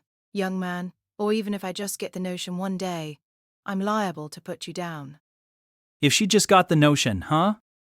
One more time should be fine. I'll make an exception just this once you start thinking like that, slipping back into the occasional transformation, and you'll be in my crosshairs just like that. Or, no, I'll act the second I judge you to lack the proper self-control. Though if you're apt to step out of line sooner or later, I reckon the proper thing might just be to take care of business right here and now. Do so in danger. Do so, and I shall slay thee on the spot, Madam Expert. Shinobu broke her long silence then, in contrast with Ms. Kagenui's somewhat indifferent attitude and Ononoki's expressionlessness, she was brimming with fearsome emotion. Animosity spilling over the sides of the words she unleashed. Should my lord and master die, or be slain, then would I be released from my bondage, and with my full power returned to me, I too would become thy target. So you would. Yes, you would indeed. And you and I would come to blows then. I reckon your harmless certification being revoked at that point and all. Ms. Kagenui returned Shinobu's murderous stare without an ounce of fear. In fact, she was smiling. While they may have been at odds over summer break, the two never actually fought one another. Which of them would win such a battle was anybody's guess. Aren't we getting a little ahead of ourselves, Big Sis? Big Sis Shinobu? What's the point of getting heated about it now? Speaking up in that situation, interjecting that aloof if reasonable question, had to be Kaiki's influence, and I felt a grudging sense of gratitude towards him. If they started fighting it out at that moment, I'd have absolutely no way of stopping them without using my vampiric power. Though I probably wouldn't be able to stop them even then. Sorry, kind monster, sir. As you can see, my big sis is surprisingly quick-tempered, quick to jump to conclusions, and quick to tire of long-term talk. So even though she's older, you can't expect her to take you under her wing. That is, I hope not taking you under her wing is as far as it goes. And that's why I have a favor to ask of you, kind monster, sir. As a friend, I want you to promise me right here and now that you will never, ever, ever use your vampiric power again. I want you to swear that no matter what hardships you face, you'll act without recourse to the power of immortality, that you'll live out the rest of your life as a human being. I want you to swear. To live a human life, Ononoki summed up placidly. I'm a Shikigami after all. If Big Sis ordered me to, I'd have no choice but to fight. Even if it was against you, Monsieur, I have my personal feelings, but that's as far as it goes. That's how I was made. Ononoki. You've already had a healthy dose of immortality. Isn't that enough? Take my word for it as a corpse. Immortality isn't all it's cracked up to be, even if you take us out of the equation. As it is, you're teetering on the edge, but you're still human. Or you can pass for human, anyway. Pass for human. What a choice of words. Coming from a doll who herself was only passing for human. No reflection, slightly accelerated healing, if that's all it is. You should be able to pull it off. Think of your formerly weightless girlfriend, or your friend with the monkey's arm for now. You can just go back to studying for exams. Let's see, I imagine if you don't show up in mirrors, you won't show up in mirrors, you won't show up in photographs either, but you already took your picture for the application, right? Yeah. The one with the long hair. Then you're fine. I couldn't fathom what basis she had for saying anything was fine. Plus, if I did get into college, I'd have to take a photo for my student ID, but whatever, it was a nice thing to say. A nice promise she couldn't keep. I think I get the idea, Ononoki. Miss Kagenui. I understand. I swear I will never again borrow, use, or exploit the power of a vampire to face off against an aberration. If I do have to deal with an aberration in the future, I'll face it as a human being, using human ingenuity instead of vampiric power. Does that work for you? Yes, indeed. That'll do just fine. If you can do that for me, I reckon it'll save me a lot of professional trouble. And it'll save your life and the former heart underblades. Kind of a lightly taken vow. What a nasty thing to say. Something a nasty person would say. Then again, lightly taken? Maybe so. I wasn't confident that I'd keep that promise if push came to shove. In the end, no matter what vows I took, if, for instance, Senjogahara or Hanakawa was about to die before my very eyes and I could prevent it by transforming into a vampire, I'm pretty sure there'd be no question. I wouldn't think about the cost of my action, I'd just be lost in it. That's the kind of guy Koyomi Araragi is. I still felt that way after everything I'd learned and regretted, and knowing full well how that pesky character trait of mine invited any number of crises in the past. Even death wouldn't cure me of my recklessness or make me wreck less stuff. Even not dying wouldn't cure me, alas. That said, however, my agreement with Ms. Keigenui wasn't just an expedient to escape her threats of violence. Even if I harbored doubts about myself in my heart of hearts, I don't have the nerves of steel it takes to bullshit such a vicious opponent. My nerves are probably more like rusty tin. Which meant that I needed to come up with a way of dealing with aberrations that didn't involve transforming into a vampire. Even if we weren't talking about aberrations, I had to figure out how to prevent situations like Senjogahara or Hanekawa's hypothetically imminent demise from cropping up in the first place. Yes, prevention. Prevention was the key. Consider the situation from every angle and prevent it. It was my failure to do precisely this that had landed me in the soup, but I could use my failure, my not being reflected in mirrors, as food for thought, a recipe for self-reflection. At least it was me and not someone else whose goose was cooked.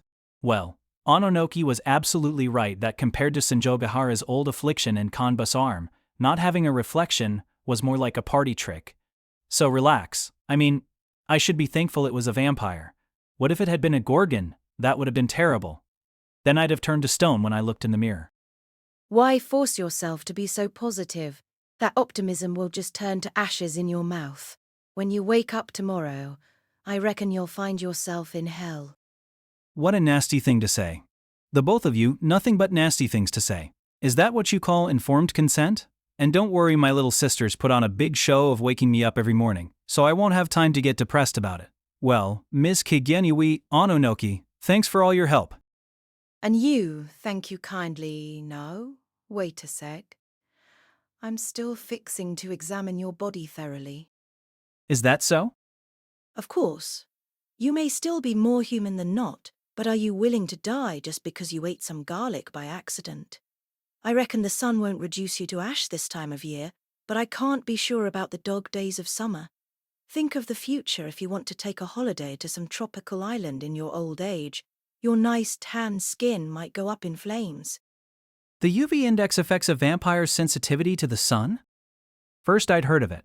Global warming was going to wipe out vampires once and for all.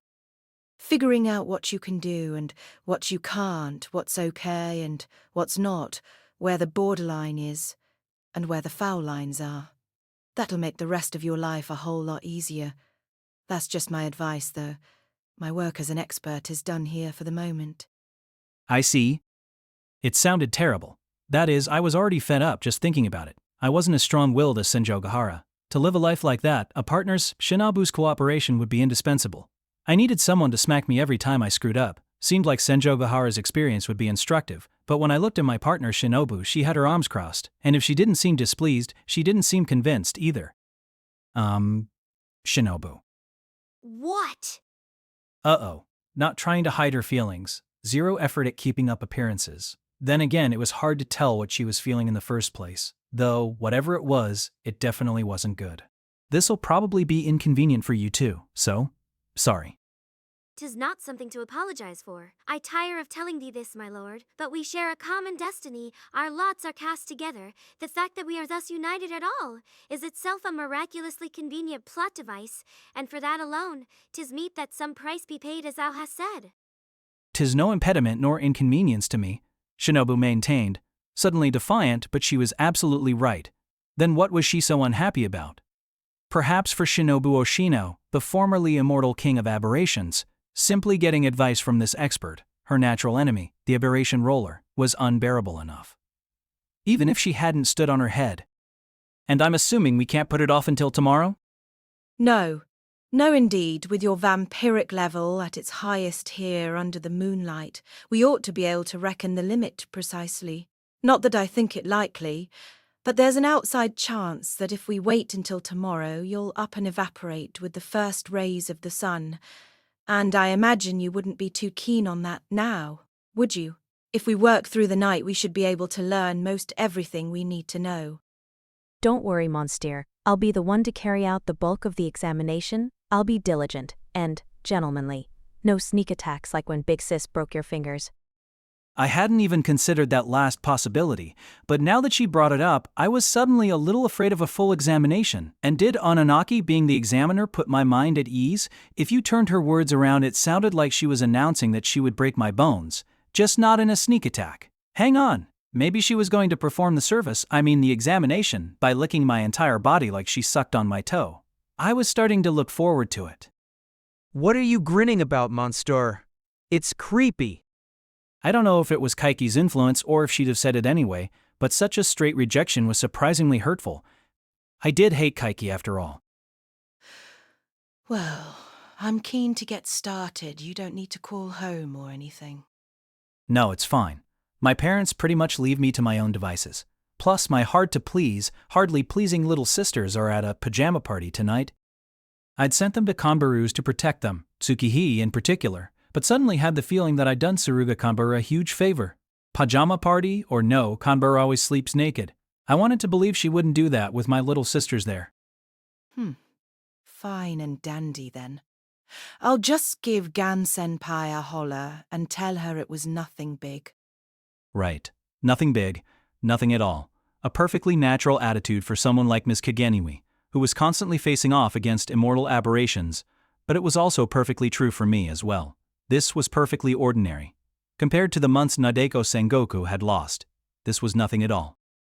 Yotsugi, cell phone. Yes, sis. Ononoki produced a smartphone from who knows where, and handed it to Miss Kageniwi. Ononoki, a smartphone? I was taken aback. Though from their exchange I gathered that it was Miss Kageniwi's, and she was just making her familiar carry. Since she constantly needed to navigate difficult terrain, Miss Kageniwi probably did her best to travel as lightly as possible. Maybe she gave it all to Ononoki to carry. Her wallet, her cell phone, everything. Too bad I didn't get to slaughter you, but having caught you just before you blossomed into an immortal aberration, I'm fully satisfied with my day's work. Miss Kageniwi remarked as she typed on her cell phone, humming here and there. She was most likely composing a report for Miss Gain. But unlike Shinobu, Miss Kageniwi seemed to be in very high spirits indeed. I trembled in horror at her boundlessly disturbing disappointment at not getting to kill me. But as far as I could tell from her expression, she wasn't actually that disappointed. Did catching people before they blossomed into immortal aberrations having managed to really make her that happy? Hey, Miss Kageniwi? What can I do you for? Let's see. Actually, I wanted to ask you this over the summer as well, but why are you so set on killing immortal aberrations? Sorry? I asked, knowing that I might be stepping into taboo territory, but all she did was ask me to repeat myself. Like she was so wrapped up in composing her message that she heard me, but not really. What was that, young man?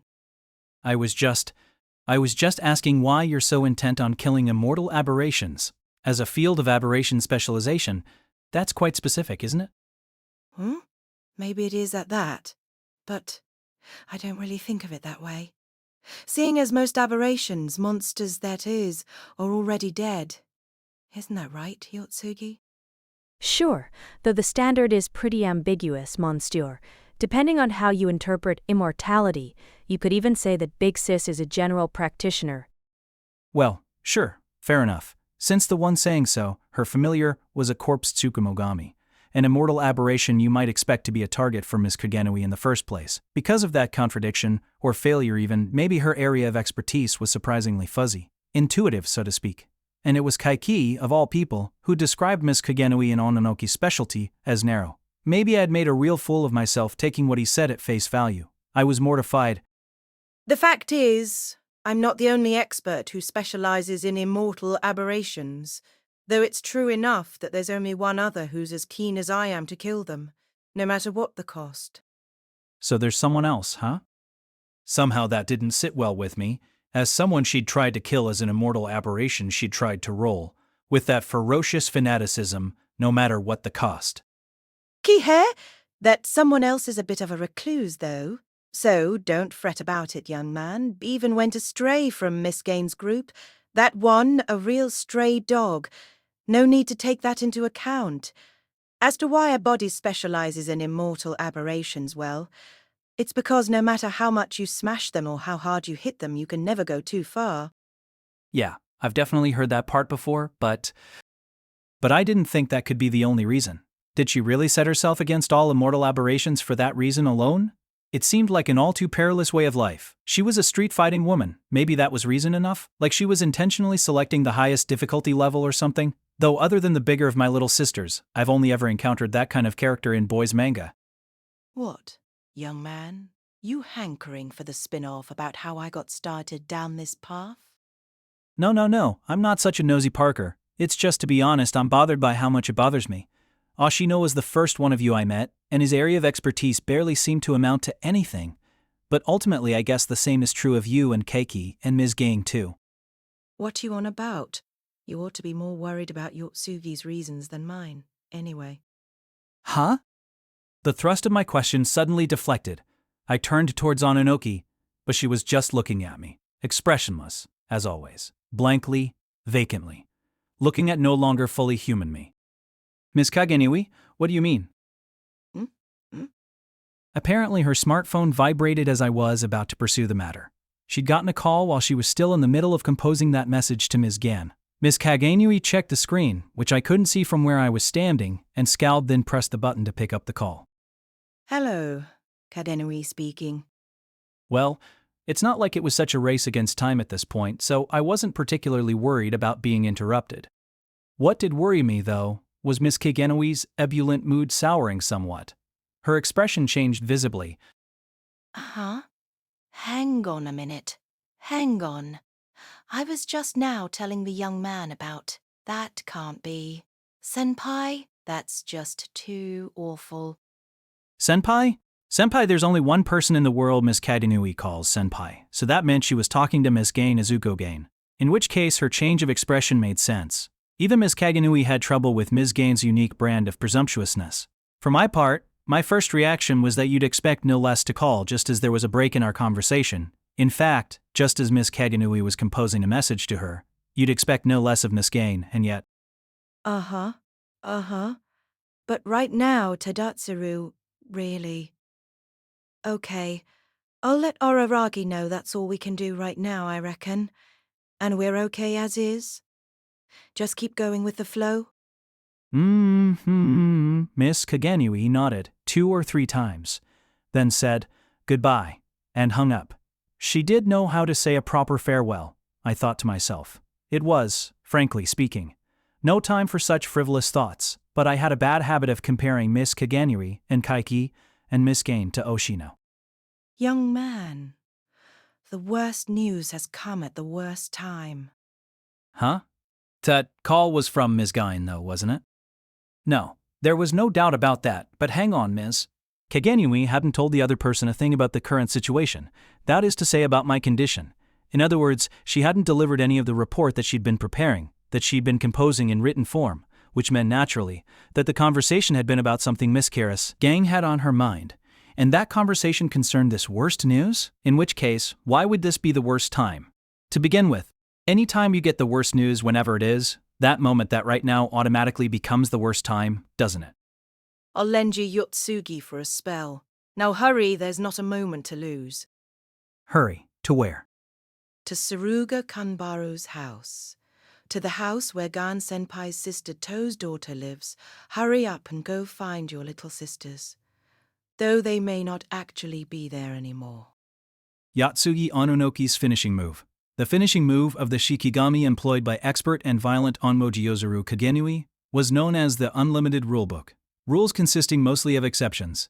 I don't know the origin of that bizarre name, but this no ifs ands or buts secret technique involved instantly and explosively enlarging one part of the body to attack the target, an extremely up-close and personal melee offense of unlimited power incongruous with Ononoki's outward appearance. Though even if it didn't seem appropriate for a tween girl, it was appropriate enough for Miss Kageniwi's Shikigami. The amazing thing about the move was that it was possible to use it for defense as well as offense. Well, defense might not be the proper term, more like evasive action. If need be, one could use the reaction, the recoil from instantly and explosively enlarging one's body to travel at high speed in any direction, forward or backward or right or left, even up. If you could stand on the ceiling, I imagine it would be possible to use it to travel straight down as well. So really you could just call it movement instead of evasive action.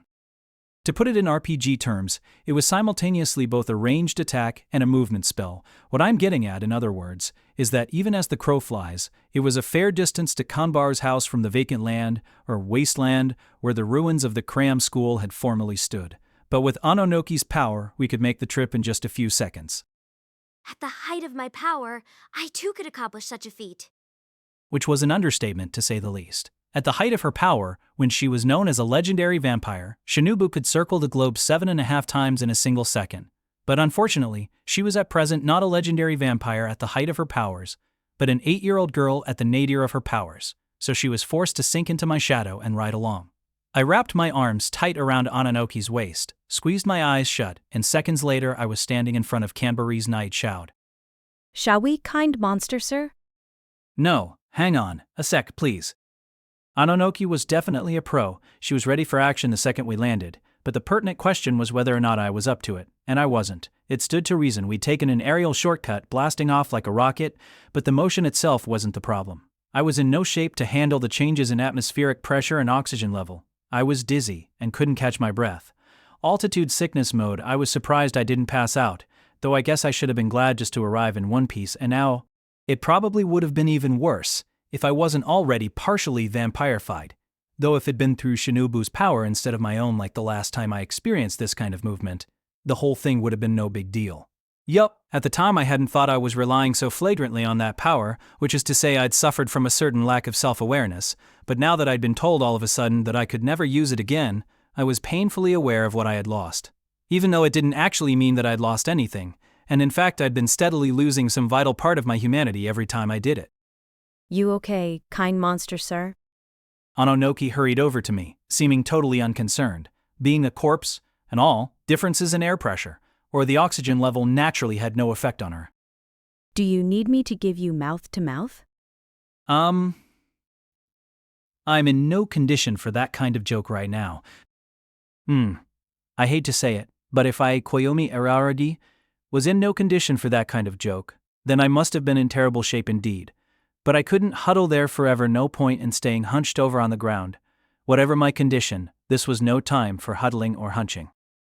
Shinobu, sorry, but let me lean on you.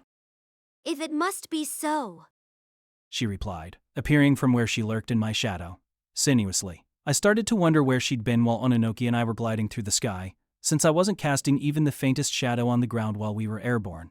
As I considered such trivial questions, Shinobu threw my arm around her neck and propped me up.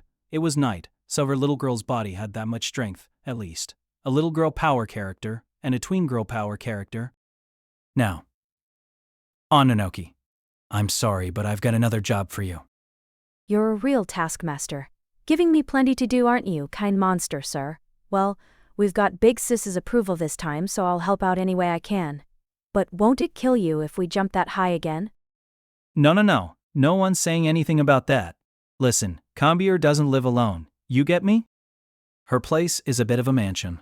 A real mansion, in the traditional style. It's surrounded by a high wall, and you can tell at a glance that they're a wealthy family. There's even a grand gate. You can't see it from outside, but they've also got a stately rock garden with a koi pond and everything. What do you call that kind of garden, Keresensu or something? Whatever, the point is, it's sprawling. Sprawlingly sprawling. Maybe that's not the appropriate term to use for such a noble home, but sprawling is the only word I can come up with, and the only people who live there are Suruga and her grandparents, just the three of them with all that space. So, what, you say? Well, if we attempted a frontal assault through the front gate and ran into her grandmother or grandfather, it'd definitely count as trespassing, and while marching up to the front door and ringing the doorbell merited some small measure of consideration. It was a tough sell at that hour. Such boorishness would be just as bad as trespassing. So I hoped to find a shortcut to Kanbar's room that avoided both the front door and an affront to her family, and shortcuts were Ononoki's specialty. I wasn't envisioning jumping thousands of feet through the air. I figured we could just leap the wall encircling the mansion. Well, we didn't end up having time for the test, but how vampiricized do you think you are right now, kind monster, sir? You've got a healing factor, though it seems to be incredibly weak, but what about your physical strength? It's nighttime, don't you think if you really put your mind to it, you could jump over this wall? It has nothing to do with whether or not I put my mind to it. There's bound to be an alarm on a place like this. If I blew it and accidentally touched the wall or something, I'd set it off. So what if you did, if what Miss Cadanue, or really Miss Dane, said was true, Then the inside of this house is already a war zone, or the aftermath of one anyway. It's a totally appropriate time for alarms to be going off. Onoki was talking like she knew what was going on. If what Miss Gain said was true, but unless she really literally had a telepathic connection with Miss Kagenui, I didn't think she actually had a grasp on what was going on at the Kenbara residence. So how could she talk so confidently about it? And yet Miss Kagenui had been very persistent, hurry up already, you'll find out when you get there, so it didn't seem like she'd said there's not a moment to lose, just to encourage us to hurry. She meant it literally. See, I imagine she hadn't accompanied us because, however unhuman her violent capabilities, her body couldn't withstand the shortcut. Though the fact that she used Google Maps to show Ononoki the location of Kanbari's house was a pretty contemporary. That is, an all-too-human form of wisdom. Okay, hold tight, monster. Uh-huh. And it's not that kind of joke. Any way you want it. You too, big sis Shinobu. I decline to hold tight to the likes of thee. Shinobu brushed away Ononoki's offer and sunk into my shadow. My partner's determination to be hostile to Ononoki was unrelentingly deep-seated. Ready for takeoff. Do it. Unlimited rulebook. I felt like she didn't need to be quite so diligent about announcing the name of the skill, since if she made a little jump like that at full power she'd almost certainly overshoot the mark. But I didn't even get a chance to finish this train of thought before Ononoki and I had successfully infiltrated the Kanbara family's courtyard, just like Lupin III. Just like Lupin III. Boy, are we in sync, I thought. But when she added, it's like we're sneaking into some little cutie pie's boudoir, I was instead floored by our low synchronization rate. How could we have such different images of Lupin III? Not sure how I feel about the term little cutie pie. Plus I don't think Lupin III does that nowadays. Anyway, we've got to hurry to Kanbara's room. Tsukasa as Mikasa. I may have been overstating the case, but I was confident that I knew Kanbara's bedroom better than she did. I was confident that I knew it inside and out. After all, despite the fact that it was exam prep season, despite the fact that it was crunch time, I still came to tidy up Kanbara's room twice a month. Her room was a smorgasbord of mess, like it had a rewind function so that no matter how much cleaning I did it was buried in crap again in short order. I knew where every single thing in that room was. I'd sent my two little sisters to Kanbari's place largely because I'd been there just the other day to clean her room. Under normal conditions, I'd never have let my adorable little sisters anywhere near it, not without a lifeguard. They'd drown in garbage. With my arm still over Ononoki's shoulder, I tiptoed across the grounds. Thanks to her unexpected and unwelcome comment, I felt like I actually was sneaking into my junior's boudoir. But anyway, I took off my shoes and stepped into the hallway. The security in these old Japanese manors was far too lax. They ought to do something about it, I thought, conveniently disregarding the fact that I was the one breaking in. I carefully slid open the screen to Kimbar's room. Well, not so carefully, more like to hell with it, but, sure enough. There was nothing there worthy of a sure enough. What an anticlimax. It was just as Miss Kagenui said, we'd only gone there to confirm her suspicions, pretty much. Kimbar's room was like an empty husk, nothing there but two vacant futons, lined up side by side. It's weird that there aren't three though. Why only two futons for three people? What exactly had been going on here? It's not like I didn't have my suspicions. I had plenty of them and they were massive.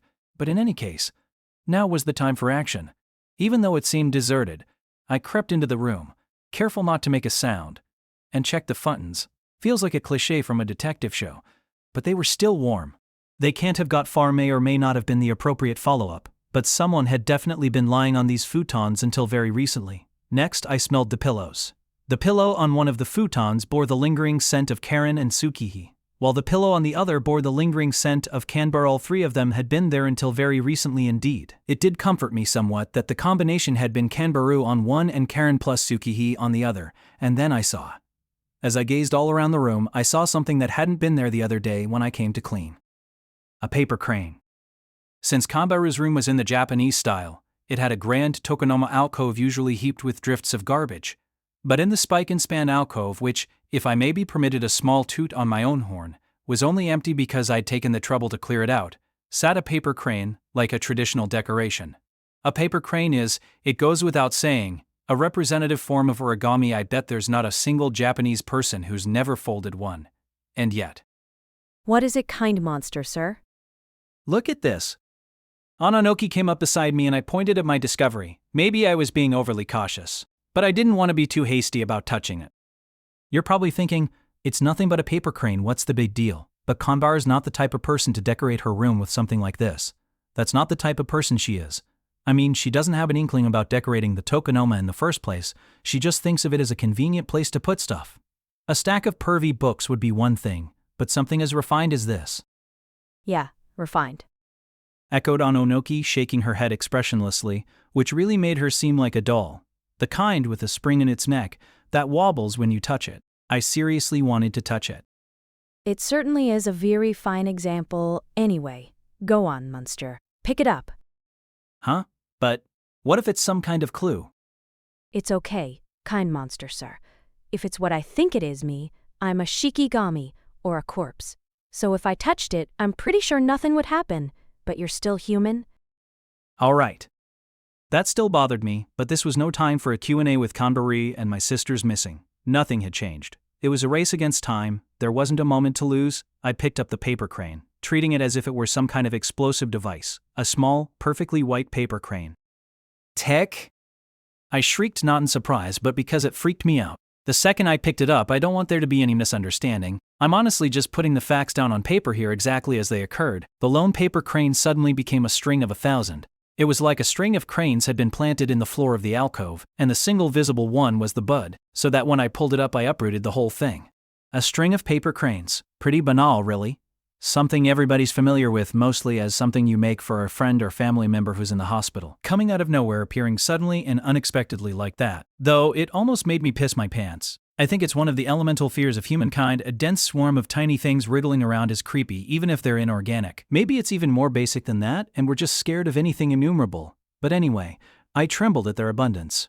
I didn't let go of the one I was holding, at least. Hi, Ononoki. Just as I thought. Just as you thought. If this is what you were expecting, why the hell didn't you warn me that it was going to turn into a whole string of them? Well, I wondered if you'd be startled. I was doubly infuriated by the thought that I had Kaiki to thank for this aspect of her personality. What if my shriek had woken up Kanbaru's grandparents? No, I mean, really. Under the circumstances, they'd think I was a kidnapper. There was no way I'd be able to talk my way out of this one. Still holding the string of cranes out before me like a lantern, I turned to Ononoki. Well, what was just as you expected? I know who's behind this. An acquaintance of Big Sis's and mine. This is a message in loop in the third terms. It's like a calling card. Advance notice of a crime. A calling card? Wait, is this a kidnapping then? Yeah, it's been carried out. Or no, maybe the kidnapping itself wasn't the point.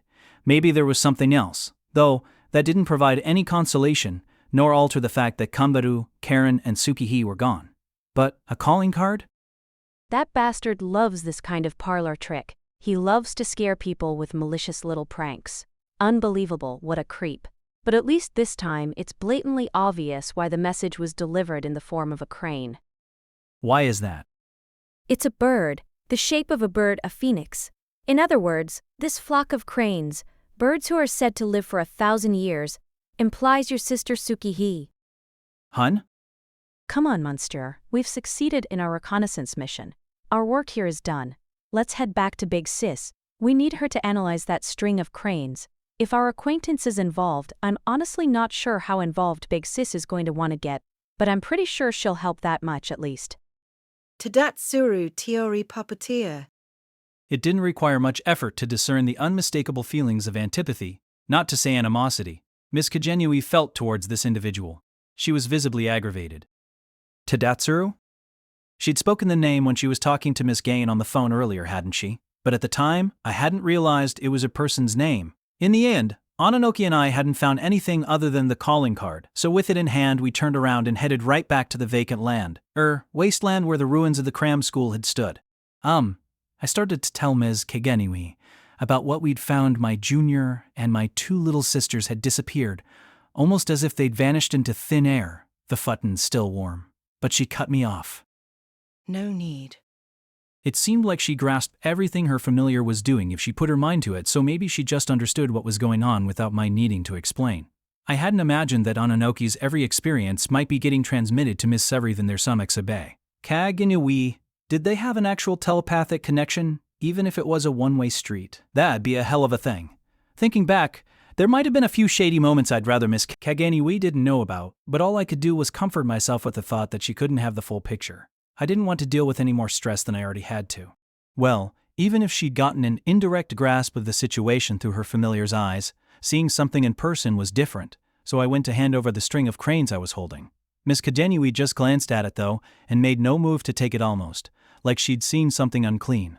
Assuming that thing wasn't me, it was the crane she loathed. Then she'd said, "Tadatsuru Teori, puppeteer." Tadatsuru, you say? I was studying for my college entrance exams, aspiring to attend a national university, and anyway, math had always been my strongest subject.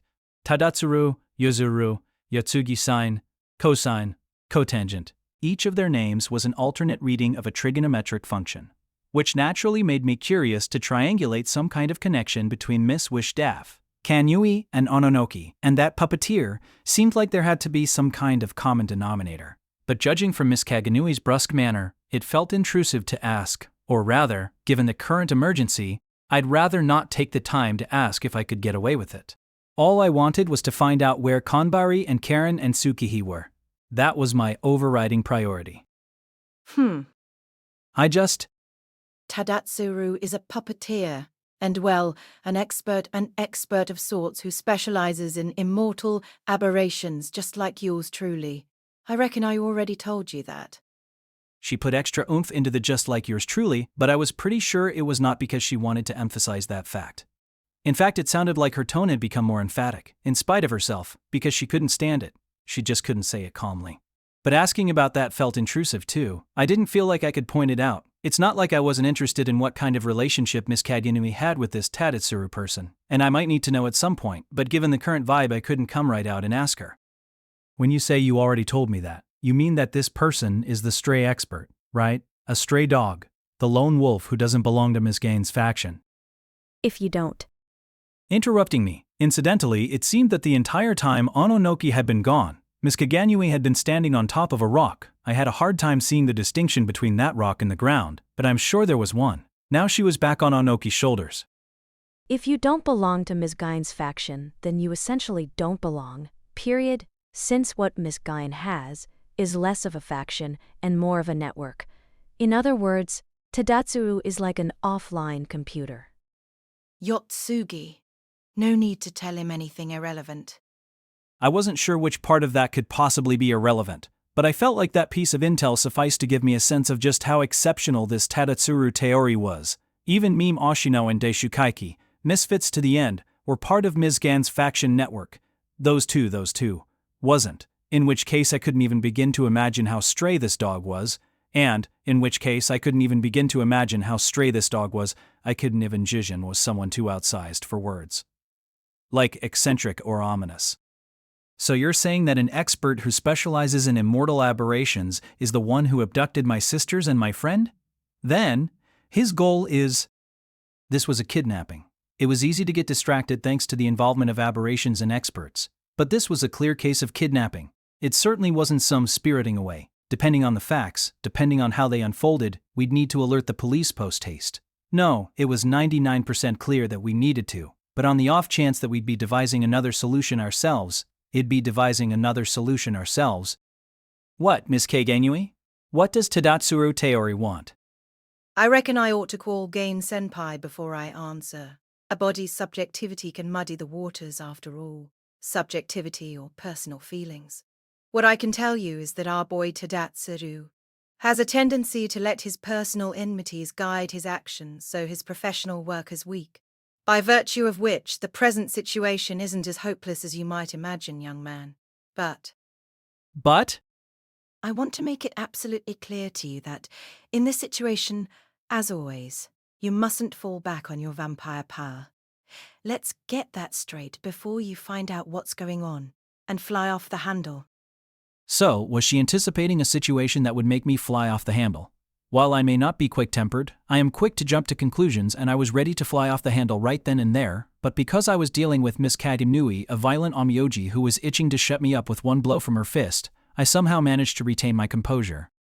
I understand that. If I keep on transforming into a vampire, not having a reflection will be the least of my worries. I get it already. Do you really, though? I declined to bring it up when we were jawing earlier, but it isn't just you. Who can't transform into a vampire, I mean? Reminded Miss Kaganiwi, looking down at my feet. It was night, and the moonlight wasn't that bright, so my shadow was hard to see unless you really strained your eyes, but I guess an expert like her could even see Shinobu Oshino where she lurked in my shadow, could stare at her. The former Heart Underblade mustn't transform into a vampire, either. Stands to reason, I reckon. That's the inevitable logical conclusion, isn't it? The sole linkage between you and the former Heart Underblade is a geometric progression, so if you don't transform into a vampire, the former Heart Underblade can't regain the power, what she's lost. Your companion must henceforth remain an 8-year-old girl in perpetuity. It occurred to me that, depending on how you looked at it, that might not be such bad news. But of course it was. Shinobu being stuck as an 8-year-old girl might be an even bigger problem than my own inability to transform into a vampire. Yup. I tried to nod along as if I was already well aware of that, but I'm not sure I pulled it off. It was just as she'd said. Of course, I didn't need to be told that it was the inevitable logical conclusion, and it would have been weird if I'd been surprised when Mr. Kaganui pointed it out. But even though I felt like I had a handle on it, however tenuous, discouraged doesn't even begin to cover how I felt, confronted with the naked truth like that. Discouragement. Yeah, that was what I felt more keenly than anything. It made me realize just how much I'd been counting on Shinobu unconsciously. I realized just how much I'd been counting on the power and battle prowess that Shinobu, that Kissa Aceralorian Heart Underblade, regained when she drank my blood, even if it was only a fraction of her true strength. Yes, finally, ultimately, I guess what I'd been relying on wasn't my own strength as a vampire, but Shinobu's, or more than that. Maybe I had just been counting on my partner Shinobu Oshino, the things I'd taken for granted, and in so doing lost, and betrayed. It's kind of funny though, isn't it? What is, young man? Well, over spring break I'd wanted to seal away Shinobu's power, and yet, suddenly I was using that power to deal with all sorts of problems. I joined Miss Kaginui in looking down at my shadow. Despite the fact that it was my own shadow, unlike Miss Kaginui, I couldn't discern anything within it, though I'm pretty sure Shinobu was in there, and would stay in there. How can I put this? The power that I thought I was using only as a last resort, as an underhanded makeshift means of getting me through this or that situation. The temporary power that I thought I was just borrowing, suddenly I was exploiting it as though it were my own, without a second thought. Maybe this divine punishment was only to be expected. Divine punishment? It was Ononoki who reacted to my words. Yotsugi Ononoki. I wonder. You're obviously reaping what you've sown, kind monster, sir, but I'm not sure that it's divine punishment. What do you mean? Well, now I reckon she's saying the timing is a little too good for it to be divine punishment, and when the timing is too good, assuming it's not simply a coincidence, more often than not it's been orchestrated that way. It's the work of people, not gods. For your sisters and your friend to be abducted by an acquaintance of ours on the very day your reflection ceases to be, the day your vampirification exceeds the limits of your humanity, so to speak, now, that's just a little too much of a coincidence. Well, it's not like that didn't make sense. It rang a distant bell, in fact. Hadn't Deishukaki once said something similar to me? Oh yeah, it was the first time Miss Kajinui and Ononoki came to town, over the summer, on Oban. He said something like, coincidences are generally a product of malice, but then again, in that case it was Deishukaki himself who was the malicious source. It hasn't been all that uncommon for my bills to come due all at once these days. I mean, lately it's been nothing but endlessly paying for my own tomfoolery. All the stuff that's been piling up, the stuff I've been putting on the shelf, has come crashing down on me at the same time. Been brought crashing down, more like, wouldn't you say? Like a game of Jenga. At least according to what I hear from Gain-senpai and from Yotsugi here. He's coming from nothing to do now but act. Ms. Kadenui, having cut off whatever Ononoki was about to say, looked at the watch on her left wrist. The band was a slender chain. I'm relatively conscious of the fact that I wear a watch, so I end up being conscious of other people's watches as well. In any case, apparently it indicated that it was after 1 a.m. We'd best have this settled before daybreak any way you slice it. In other words, young man, your mission, should you choose to accept it, is to have your 2 little sisters and your friend Gain-senpai's niece back home and snug in their beds before daybreak. Summed up like that, it all seemed so simple, and even better than its simplicity was the fact that the mission didn't include an obligation to defeat or even fight Tadatsuro. Teori, in other words. It was feasible for us to come up with a plan to outwit Tadatsuro and get the hostages back without bloodshed. Not just feasible, that was the whole idea. That was what we needed to do. Since I couldn't currently use my vampiric power, the whole idea was for me to face my travails using only human ingenuity, to do my part as a human being. But once they're back home and snug in their beds, I can't just leave them with the traumatic memory of being assaulted in their sleep and getting kidnapped by some stranger. Then make them forget. I reckon 5 or 6 blows to the head should do the trick. Jesus, lady. Well, Tsukihi had no memories of a similar experience she'd had over the summer. But I had to wonder, would it go that smoothly this time around? No. I could worry about that later. First I had to weather tonight's storm, or there'd be nothing to worry about to begin with. Given how meticulously our opponent had prepared that code, not to mention all those cranes, that would be no mean feat. But I had to do it. I had to because I was a person, because I was a human being. Okay, Ononoki. I'm sorry to ask, but do you think we can take another hop to Kirishirahebi Shrine? It's located. It wasn't going to be so easy to look up that spot up in the mountains on a smartphone, and we needed to be pretty precise in our landing point, so it was going to be tough, but considering how little time we had and how long it would take to get there otherwise, we had no choice but to travel to our appointed meeting under Enoki's steam. With that in mind, I started explaining where the shrine was, but Miss Kagenyue cut in. You might as well stop right there. Tadatsuru sent us this message knowing full well that Yotsugi is here, so approaching from above is out. An aerial assault what comes from the clear blue sky. It'll leave you two exposed. It'll be over before it starts. What would be over, and why wasn't clear to me? What, were we going to be picked off by anti-aircraft fire? However, she was definitely correct that if we wanted to catch him unawares, arriving at the appointed location from the open sky, the fact that it was night notwithstanding, was not the most advisable strategy. Fine. Then Ononoki can jump to somewhere near the mountain, and we go on foot the rest of the way. Going mountain climbing with Ononoki again? We had a strange habit of getting lost in the mountains together. Maybe we should join Wandervogel? I'll take the normal route, Miss Kaganui declared, and join up with you by and by, but don't delay on my account. Start the rescue operation when you see fit. Act on your own judgment. Even once I'm there, I probably won't be able to help out the team anyway. No, probably not. Plus, if we waited for Ms. Can't Touch the Ground, Kagene to get there, the sun might come up already. Roger.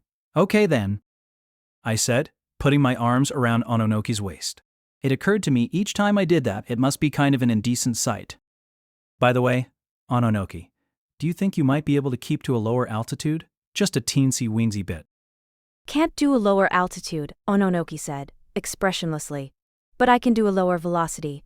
Want me to? No. With my face buried in her side and my arms wrapped around her in a bear hug, I shook my head. That's okay. Blast off. Well, what took you so long, Araragi senpai?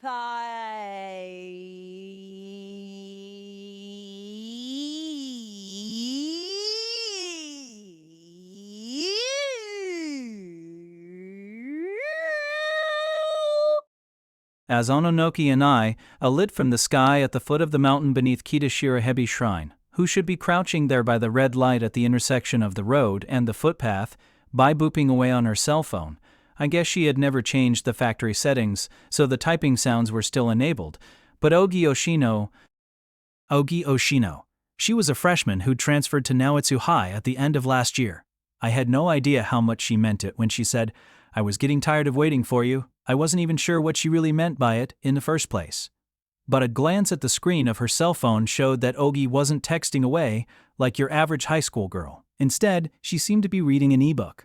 Man, people use their cell phones for literally everything these days. It was no time to start quibbling about why the nickname for smartphone is Sumaho and not Suma Plus. People don't even say smartphone anymore. Lately they call them smart devices or whatever. But maybe it's actually a pretty good idea to start making smartphone screens large enough for ebooks readers care about what kind of tool they use to read works, that are ultimately only data, and when it comes to hardware, familiarity is more important than portability. Ogi, hey. I released my grip on Ononoki's waist and, getting her to stay there, trotted over to my junior. Given the current situation, I didn't have time to stand around shooting the breeze, but I couldn't just breeze right by the I was getting tired of waiting for you part. Especially not when it was Ogi Oshino who said it. Meme Oshino's niece. It's dangerous for a high school girl to be out here alone this time of night? Always living on the edge, huh? Come on, I'll get you home. The same way you just arrived Araragi Senpai in a single bound. I'm all set, thanks. Not that I have a home to go to anyway, forget about that. Totally didn't mean it, and you're in a hurry anyway, aren't you, Araragi Senpai? I just wanted to give you some words of encouragement on your way to the front lines, and have been waiting here since morning. Since morning. Morning. This morning it was still up in the air, whether I had a reflection or not. Well, she was probably just kidding like always. It was obviously one of Oji's inflammatory jokes. She loved throwing people off balance with a steady stream of flamboyantly outlandish and bizarre humor, even if it wasn't since morning. Though she'd probably been there since around 7 in the evening. That was the kind of kid she was, the kind of niece who put people off balance even without making jokes. As a firm believer in the nuance proposition, I assumed that all nieces were also nice, but I guess she was the exception that proved the rule. What happened to your little blonde lolly slave? I never see you without her. Seems odd, according to your character background. You can't accomplish much of anything without. I didn't used to think that was true, I answered, honestly. But yeah, I do now. That's how our characters were written. And you know what? I'm not ashamed of it. Nothing wrong with getting a little help from your friends. But you overdid it, didn't you? My uncle kept telling you, didn't he? Let's see. What was it again? You know, that catchphrase my uncle is always spouting. That one, that one, that one, that one, that one. There was no way she'd forgotten it. Nonetheless, Ogi seemed to want to hear it from my lips. With her train of thought so obvious, so transparent, I actually felt less reluctant to get on board than I would have otherwise. Though maybe she was just taking me for a ride. People can't save other people. I can't save you. You'll just have to go and get saved on your own, Araragi, something like that anyway.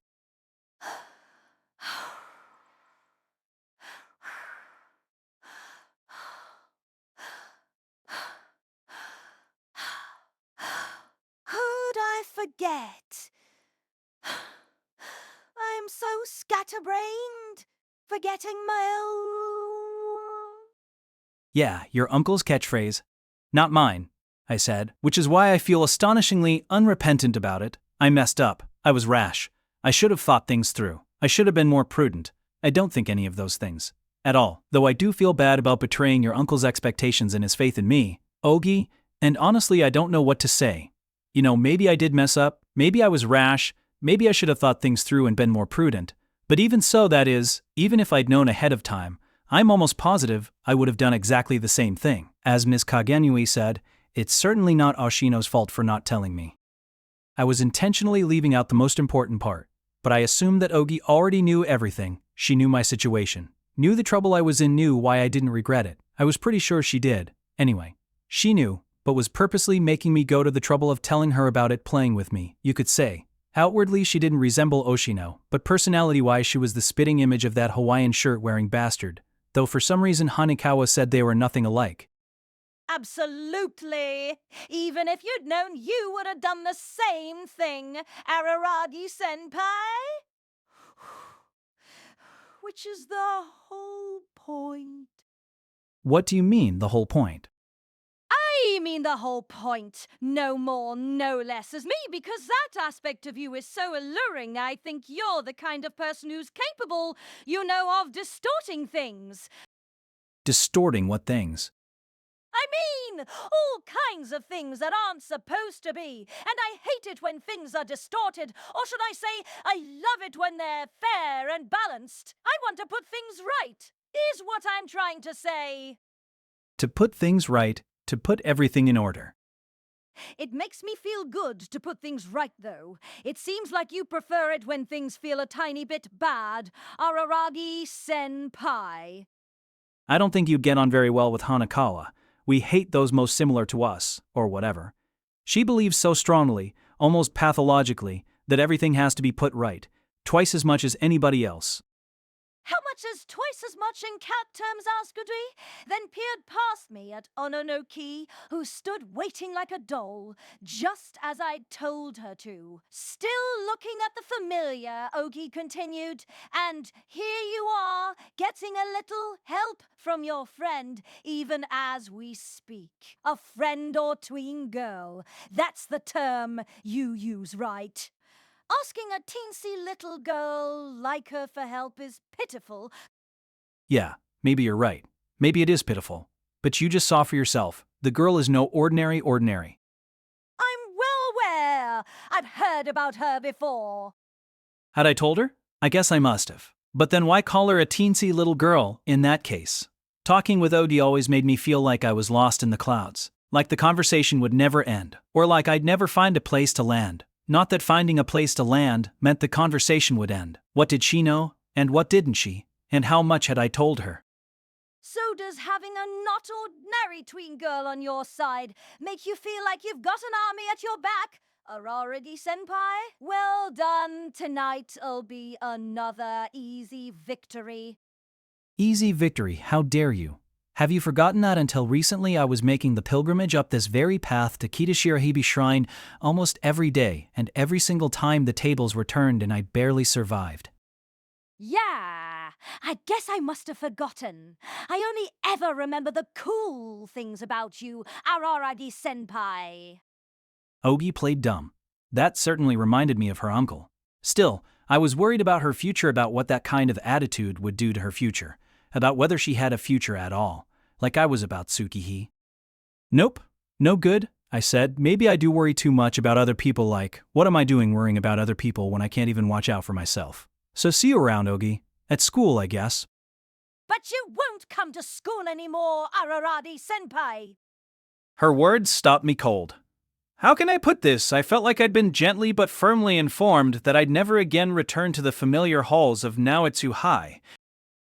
But I was reading into it too much, of course, and OG continued, "It sucks. Why do seniors get to stop coming to school? What kind of a system is that? I wish they'd consider a sad and lonely underclassman who's feeling left behind. Though it's not like you're banned from attending school, Araragi senpai, so please, come back. Your adorable kohai here is oh so sad and lonely." Yeah. Well, sorry for ditching you. But with my grades, I have no choice. I have to shut myself up at home and study. Do you really, though? It's not just me who's lonely. You Kamba. Senpai's lonely, too. I wonder what she's up to right about now. Who knows? I said, waving to Ogi as I turned away. Though to be honest, I did want to walk her home. See you around. You've really grown up, Araragi senpai. Don't you think so, too? I don't know if she hadn't heard my goodbye, or if she just ignored it, but Ogi kept on talking even after I turned my back. You've really become an adult these past few months, don't you think? You've become very mature. You don't get worked up as easily as you used to. A while back, there's no way you could have stayed so calm in this situation. Don't you agree? I mean, look, over spring break when you thought you'd never become human again, you shut yourself up in the PE storage shed and cried. So how come you can keep your cool now? Do you think all the experiences you've had this past year helped you grow? That you've grown up thanks to everything you've had? To give up thanks to the prices you paid? Since you learned the hard way that all your tricks, your games, your workarounds won't get you anywhere? Boy, what a treat to get to watch someone grow up right. I much prefer a Bildungsroman to a success story. There's nothing like watching people learn from their mistakes and grow through their failures. You failed with Hachikuji and Sengoku, Araragi senpai, but if that helped you grow, then don't you feel like it was worth it? Ultimately, no one can protect everything or get everything they want. So when you can't get the things you love, what's important is how you process that experience. Or I guess people just have certain expectations of how you'll behave in that kind of situation. Life never goes as planned, so on the occasions when it doesn't, what's important is how you avoid being crushed by that, how you turn it into a springboard, right? Maybe so. It may very well be so, that my accumulated experiences, my accumulated failures have matured me. That they've turned me into an adult. In that sense, maybe humans do learn more from failure than from success, from a Bildungsroman than from a success Roman. Maybe. But even so, Ogi, I refuse to believe that failure and misfortune, sacrifice and sadness are good things. Once you start believing that, you're screwed. I'd always rather mature through success. Duh, I said, returning to where Ononoki stood. I couldn't waste any more time, and while it was undeniably an abrupt cliffhanger on which to end our conversation, well, we'd see each other again soon. Whatever happened, I was pretty sure we'd have to see each other again, and I doubt the conversation was as much of a cliffhanger as it seemed to me. Since Ogi Oshino saw through you, just like her uncle. You know, I bet that kid is the one pulling the strings, kind monster, sir.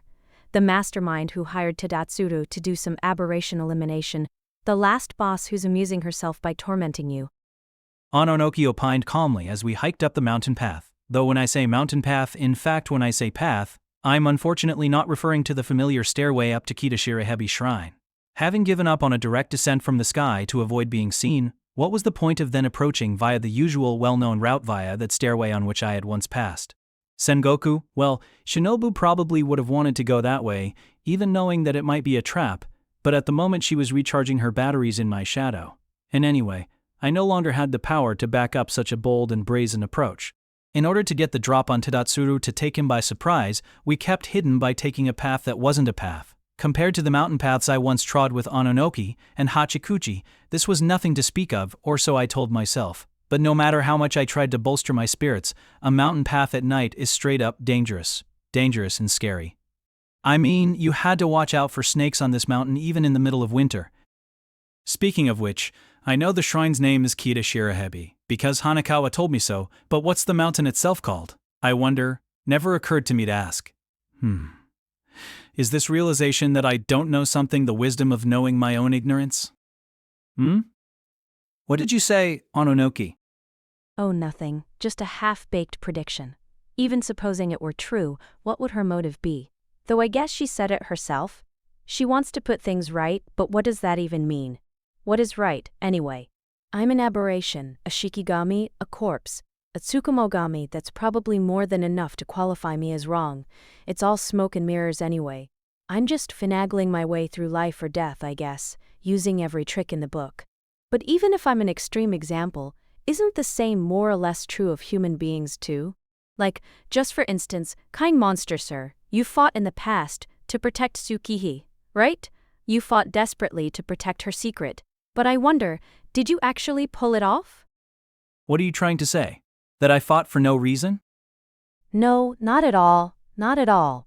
I'm just wondering if there really is such a thing as a secret in the first place.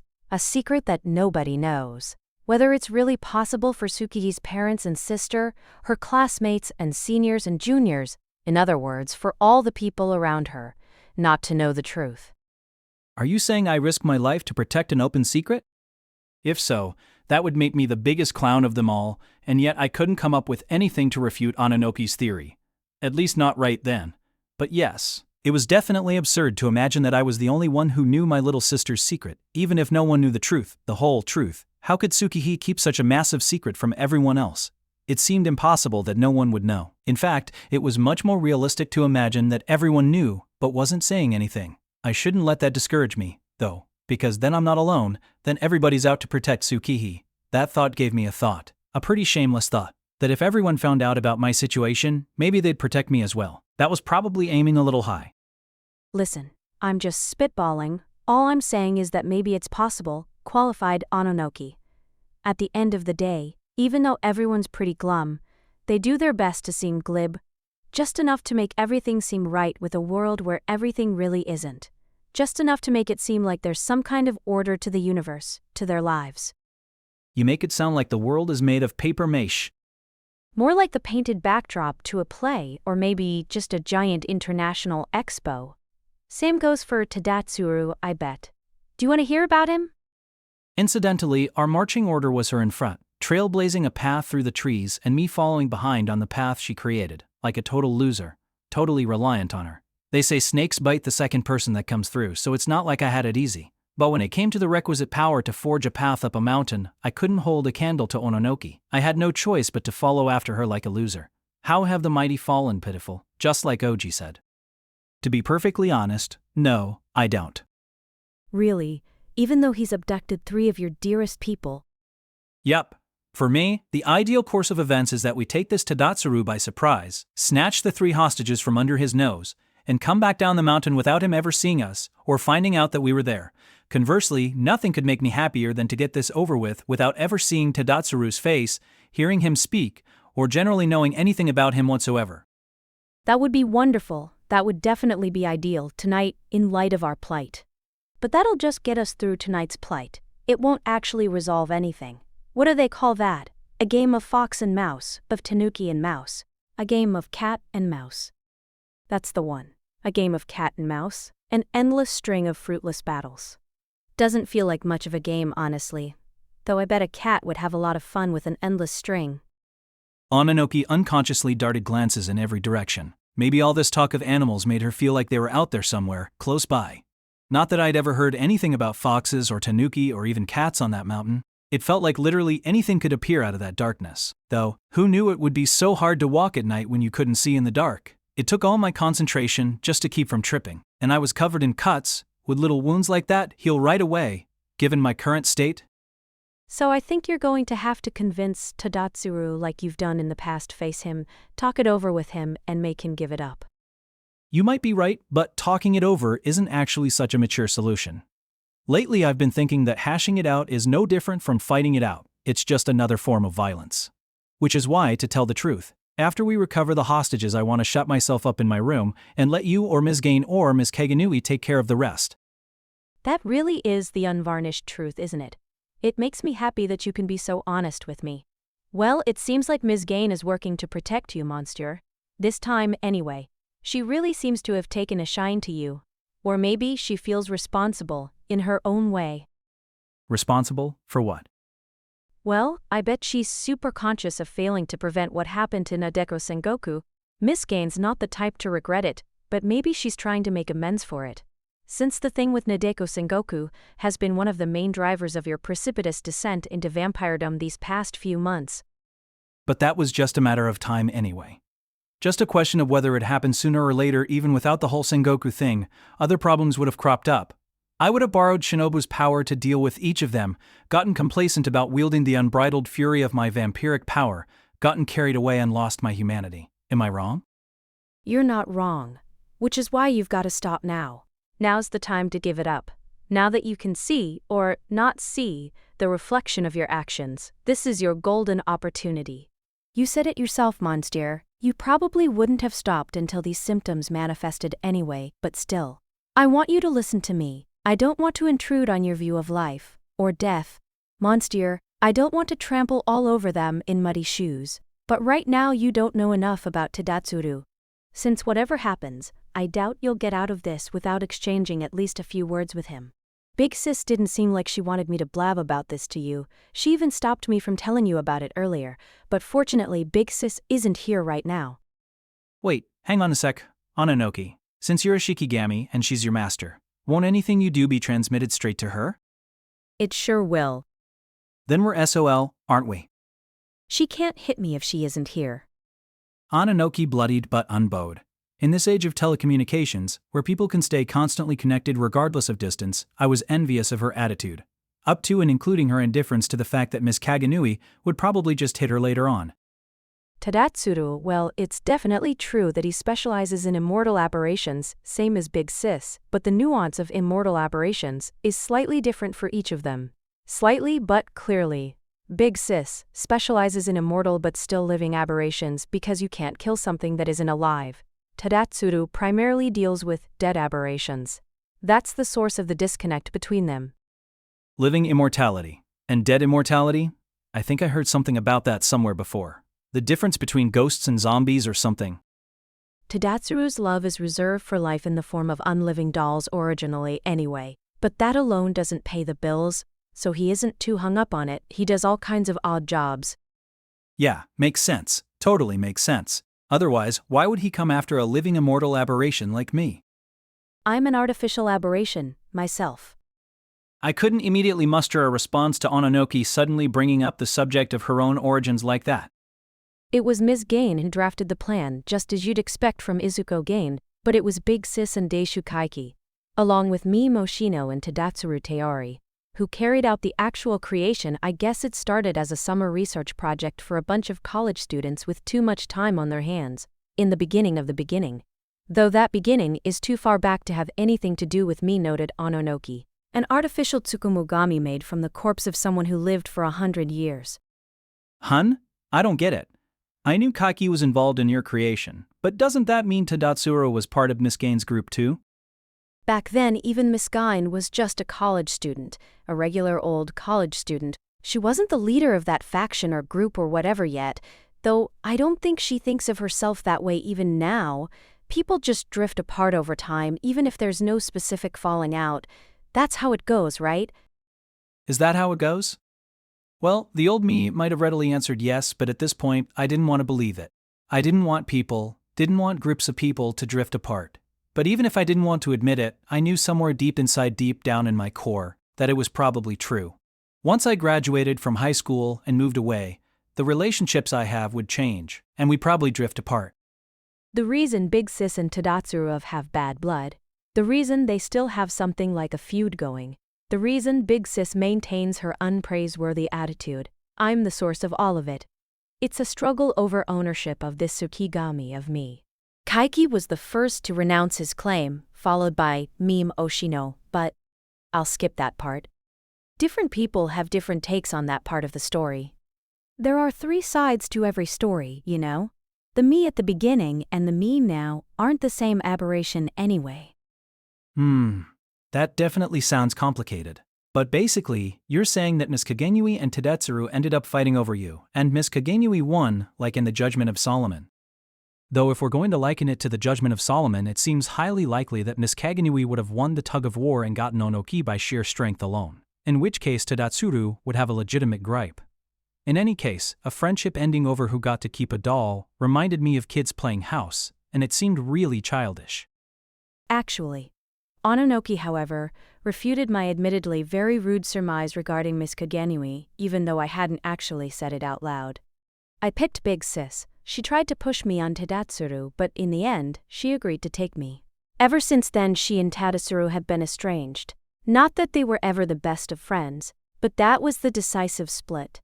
Not that a stray like Tadatsuru has much in the way of close friends to begin with. Just Meme Oshino, I guess, if anyone, added Ononoki. That took me by surprise. The idea of Ashino being close with someone had never occurred to me. He seemed like the kind of guy who didn't have friends, not that I was anyone to talk. And yet, Meme Oshino seemed like the kind of guy who'd intentionally distance himself from anyone who got too close and that I couldn't relate to at all. So maybe I was someone to talk. He was a natural-born hermit who sucked at goodbyes. What I'm getting at, the reason I brought this up so suddenly, Monsieur, is the worst-case scenario, Ononoki said. The worst-case scenario where you end up getting into it with Tadatsuru but are no match for him, and Big Sis isn't there in time. The hostages are in mortal peril, you're in mortal peril, when every other option is off the table, when there's nothing to be done about it. I'm almost positive that if I offered myself in return for your lives, Tadatsuru would accept. That's what I wanted to say. He still desires me. I'm pretty sure that's why Big Sis lent me to you. Whoa. Ononoki never looked back at me during this speech. She just went on and on, up and up, walking towards the summit, but as she was saying that last part, I grabbed the hem of her longish frilly skirt and lifted it up. Whoa! That's what kind of panties Ononoki wears! That's going to be a real problem when they make a figurine out of her. What do you think you're doing, monster? People who say stupid things get stupid things done to them, hee-ha. There's no way I'd ever offer you up just to save my hide. I'll thank you not to sell me so short. And I'll thank you not to look under my skirt. And Miss Kagenui, I said, reining in Ononoki by her skirt, didn't lend you to me with that in mind. Obviously, it's because she knew she could trust you with an undependable guy like me, don't you think? The kind of guy who goes around peeking under tween girls' skirts. Come on, I made a good point, so let's forget about the peeking under your skirt part. You want me to forget about it? Then let go. If you think I'm as shameless as a doll, you're very much mistaken. I was? That sucked. It was Ononoki's shamelessness that I was into. But then, someone who isn't shameless, seeming shameless thanks to her expressionless face, might be even more With these thoughts in mind, I tugged harder on Ononoki's skirt and pulled her towards me. With her power, she could have just planted her feet and dragged me towards her instead, but she didn't offer any resistance, obligingly walking backwards. Onoki, if we're going to come up with something resembling a plan of attack, this is it. I'll be the decoy, and while I draw Tadatsuru's attention, you take the opportunity to rescue the hostages. After you've got them, use unlimited rulebook to get as far away as you can, doesn't matter where, leave me behind at the shrine and split, in low gear. Some of the girls may pass out from the abrupt shift in elevation, but at this point we don't have any other choice. I don't think any of them will die. And if they die, they die. Got it. No, it wasn't meant to be a callous remark. If they die, do everything in your power to bring them back to life. Well, Karen and Kamburu had extraordinary cardiopulmonary systems, so I didn't think it would be any worse for them than it was for me. Which left Tsukihi, and Tsukihi was Tsukihi, so… But if it comes to that, what will you do, Monsieur? If I leave you there alone, though I guess there'll be two of you, if we include the former Heart Underblade. But anyway, I'm your muscle. If I leave you alone at the shrine with Tadatsuru, what'll you do? I'll be fine. I've got my secret technique, the kowtow. You'd be better off keeping that one secret forever. Ononoki sighed, still facing forward. I would have liked her to turn and face me for the sigh, at least, but even without seeing her face I knew it was expressionless, so it didn't hinder the conversation any. A little kowtowing isn't going to work on Tadatsuru. Getting other people to bow down to him is basically his hobby. Sounds like a hell of a guy, but even a guy like that has probably never met someone whose hobby is bowing down to other people. I'm glad you're so pleased with yourself, Ononoki shrugged her shoulders. It was weird, she actually seemed more emotive when you couldn't see her face. If you're thinking that a sincere apology is going to get you off the hook, Monster, I'll tell you right now that you're being too optimistic. Sure, Big Sis decided to let you off the hook for the time being, even though you're well on your way to becoming an immortal aberration, but that was only ever her own provisional standard. By Tadatsuru's, even if you're not a vampire right now, the fact that you've ever been one is enough to make you a target. Right, the harmless certification carries no weight with him, is that it? More like the harmless certification might work against you. Precisely because no one within Miss Gaines' network will touch you, he might feel like he's gotta do it. He's probably chomping at the bit. What? Like vigilante justice or something? If so, then I'd really been cast as the villain here. Plus, even if your pathetic pleas for mercy convince him not to kill you, never forget that a little girl who used to be a vampire is lurking in your shadow as we speak.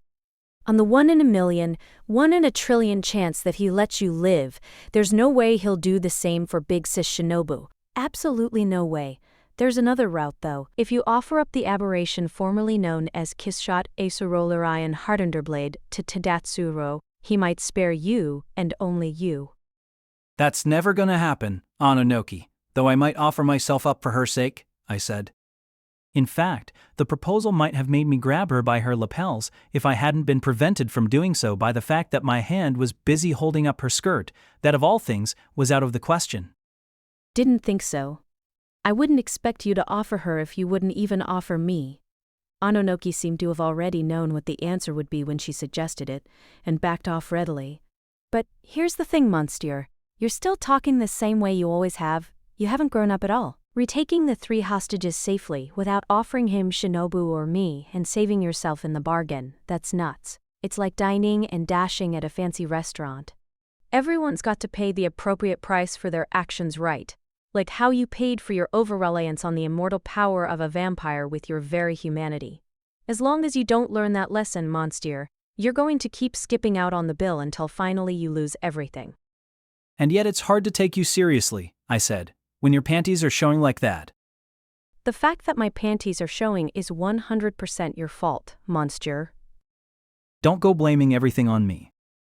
Who else should I blame it on? Though maybe it'd be boring if you became a real adult. Listen, monster.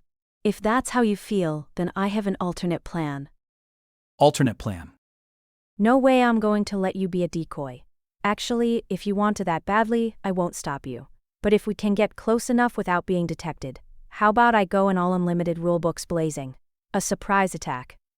If I can take out Tadatsuru, then we can rescue the 3 hostages at our leisure. It did seem like a foolproof plan. Much like my strategy, it didn't involve talking with him and left no room for bargaining, but her way, everything would be settled in an instant. Even if Tadatsuru had some countermeasures in place against Ononoki, there was no way they could stand up to a surprise attack. But what'll happen to Tadatsuru? Will he get off with just a flesh wound? He'll die. No shit! No good, huh? But he's the kind of guy who kidnaps young girls. I feel like getting blown to smithereens is no more than he deserves. No, it's just no good. It's no good, and it's going too far. That would be murder. If we did that, then I'd really lose my humanity. Lose my humanity, I said to Ononoki, recalling as I did what Ashino once told me. A murderer continues to be a human being, though. The familiar disagreed. Well, I'm not against your pacifist worldview. And anyway, it's needed. I'm happy to hear you say that. I said I'm happy to hear you say that. Listen, monster, do you think you could let go of my skirt already? It's getting chilly down there. I'm worried I'm going to catch cold. Catch cold? Can that even happen to a Tsukimogami, a shikigami like you? No, but I feel like it's going to. If you want to talk about catching or not catching, though, I'm catching plenty of creepy vibes from you standing there clutching at my skirt for so long, monster. Oh. Once she said it, I finally caught on to how creepy I was being, and I let go of her skirt and stopped to take a breath. But, in retrospect, I really shouldn't have let go of Ononoki's skirt. I absolutely shouldn't have. I shouldn't have let go no matter what she said. Because, with Kaki's influence so strong. No, forget about that. Regardless of Kaki's influence, it would have been easy to figure out what Ononoki was going to do if I'd only thought about it. But I didn't. I just let go of Ononoki's skirt, like she asked me to. Kaki's influences in Tenbur. And finally, just a little bit more commentary on Kita Shirahabi. As the sole shrine in town, it was supposedly responsible for maintaining the spiritual stability of the whole area. What spiritual stability means is completely opaque to a layman like myself. I can't even begin to guess, but my provisional understanding is that it functioned to keep aberrations and apparitions and so forth from running amok. But Kita Shirahabi gradually lost its ability to carry out that function. People's faith diminished with the passage of time, and the shrine became an empty husk, plunging headlong into ruination. It was essentially abandoned, becoming instead a kind of spiritual air pocket. When I first visited the shrine or its ruins, on instructions from Ashino, even the torii gate seemed likely to collapse at any moment. The phrase "I can't bear to look" seemed coined for the place. Forget about maintaining spiritual stability. Already a hangout for aberrations by then, it was throwing the surrounding area into spiritual disarray, and the town itself, a ruined shrine sitting at its core, threatened to fall into spiritual disarray as a result. And what caused all this? Yes, the arrival of the aberration now residing in my shadow. Kiss shot Acerolorian, Lorian, Heart Underblade. She came from overseas, so maybe emigration is a better word. Anyway, the arrival of the king of aberrations, the iron-blooded, hot-blooded, yet cold-blooded vampire, known as the Aberration Slayer, threw the town into chaos, shook things up like a patch of heavy turbulence. And apparently the center of the chaos was the dysfunctional shrine. Ashino entrusted me with the duty of sealing up that chaos, and I went there bearing a talisman that was, upon reflection, a total mystery to me, its true nature a little too murky. I had no real idea how effective the talisman had been, but Ashino assured me that I'd prevented a great yokai war. The problem came later. Later, this abandoned shrine was restored. A lowly high school student like yours truly wasn't privy to the kinds of political dealings involved in that process, of course. But in any event, the main hall was rebuilt, and a new deity was enshrined there. Originally, Shinobu had been scheduled to take up that responsibility, with some implication that she'd be taking responsibility for what she'd wrought. But things didn't go according to plan, which was mostly my fault. I was eventually informed. And the town was in fact peaceful while the newbie god resided at the shrine, it seems to me. If you define peace as a lack of serious incidents, then sure, it was definitely peaceful. But in the past month, thanks to the meddling of a certain swindler, that god got demoted back to the mortal realm. All that remained was a nice, new building. and at last I arrived at this shrine that was an empty husk once again, this holy ground, devoid of a god after a long and arduous trek up the mountain.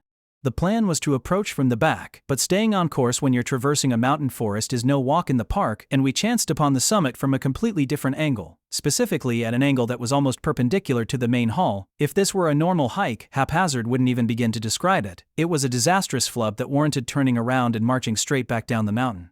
But in fact, arriving at the grounds from that angle had its benefits.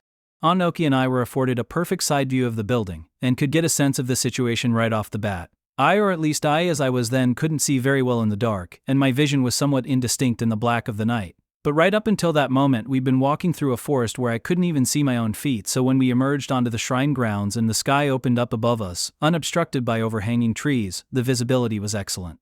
Felt excellent. Is that Tadatsuru? Tadatsuru Teori, the puppeteer expert? I asked, peering at Ononoki. Yup, she affirmed, though his hair was different last time I saw him.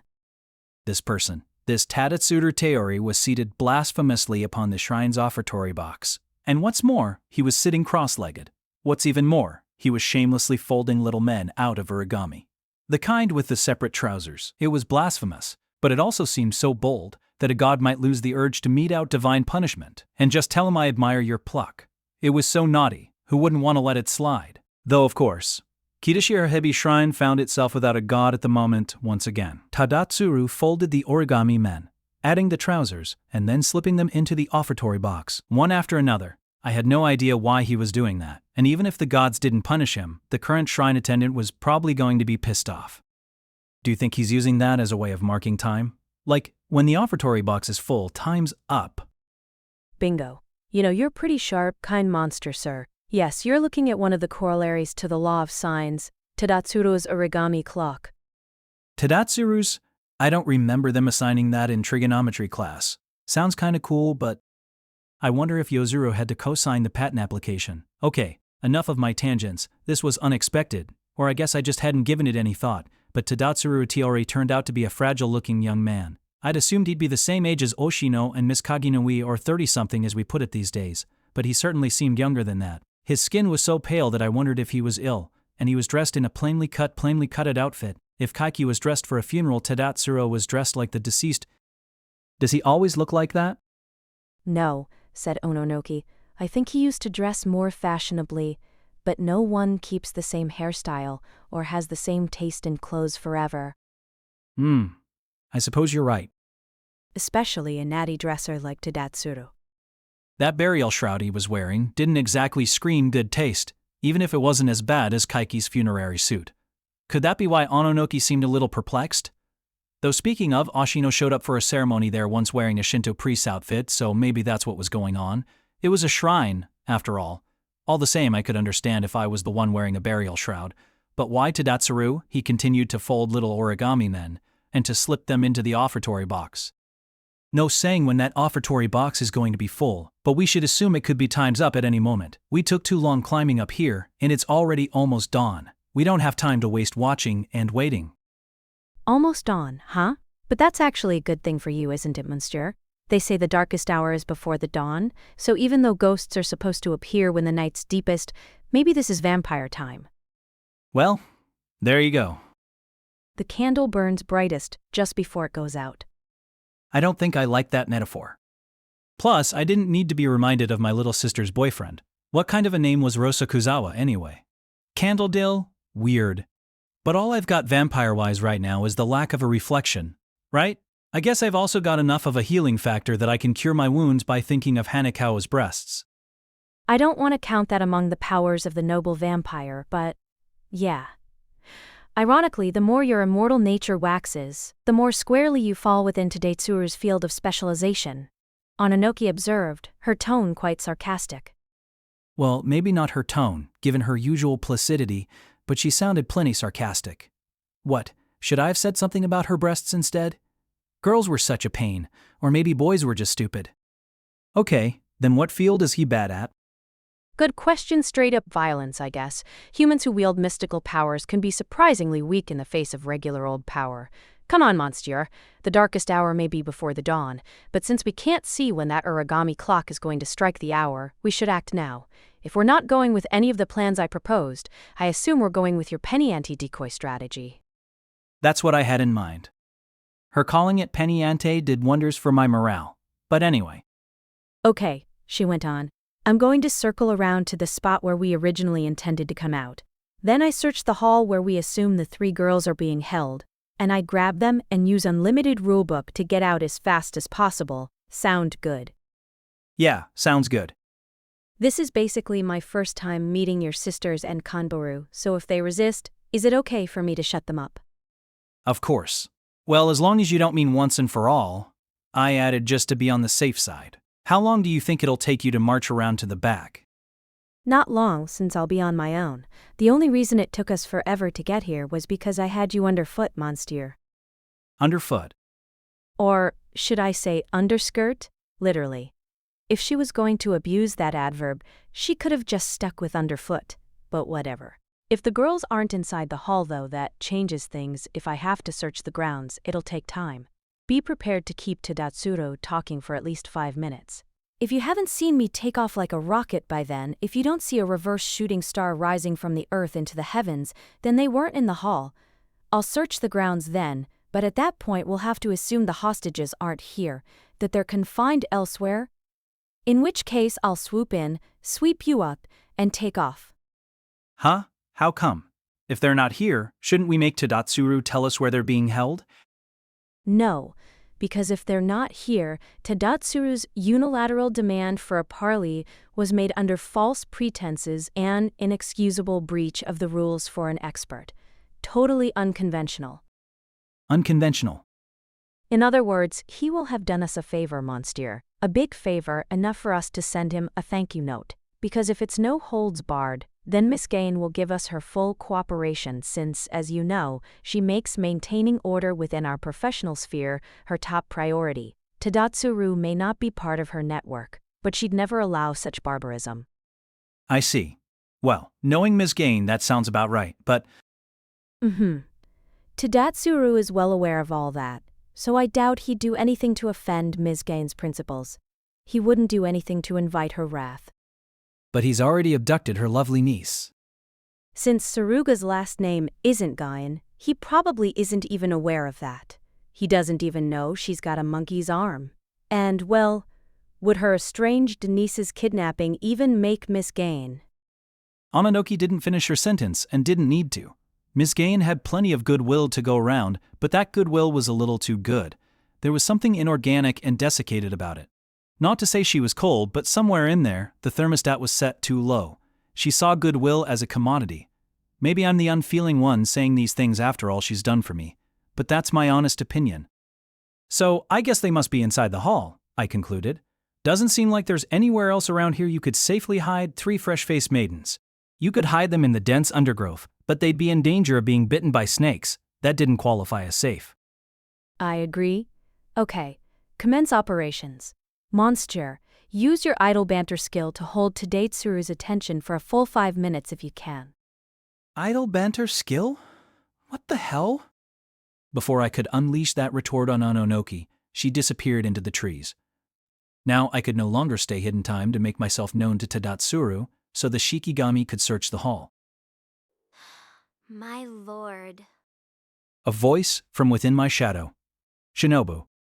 I must warn thee, I value thy life vastly more than I do those of the 3 abductees, and what's more, I have no particular stake in thee continuing to live it as a human being. Nor, my lord, would it be unwelcome to me if thou didst become a vampire. I shall do my utmost to abide by thy will, of course, but if such should become impossible, I shall not hesitate.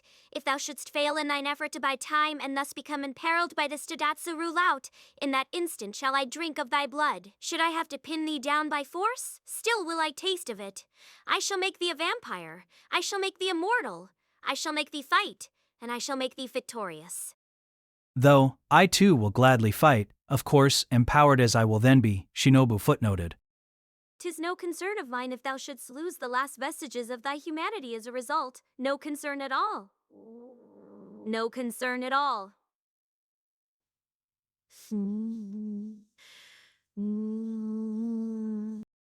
I nodded.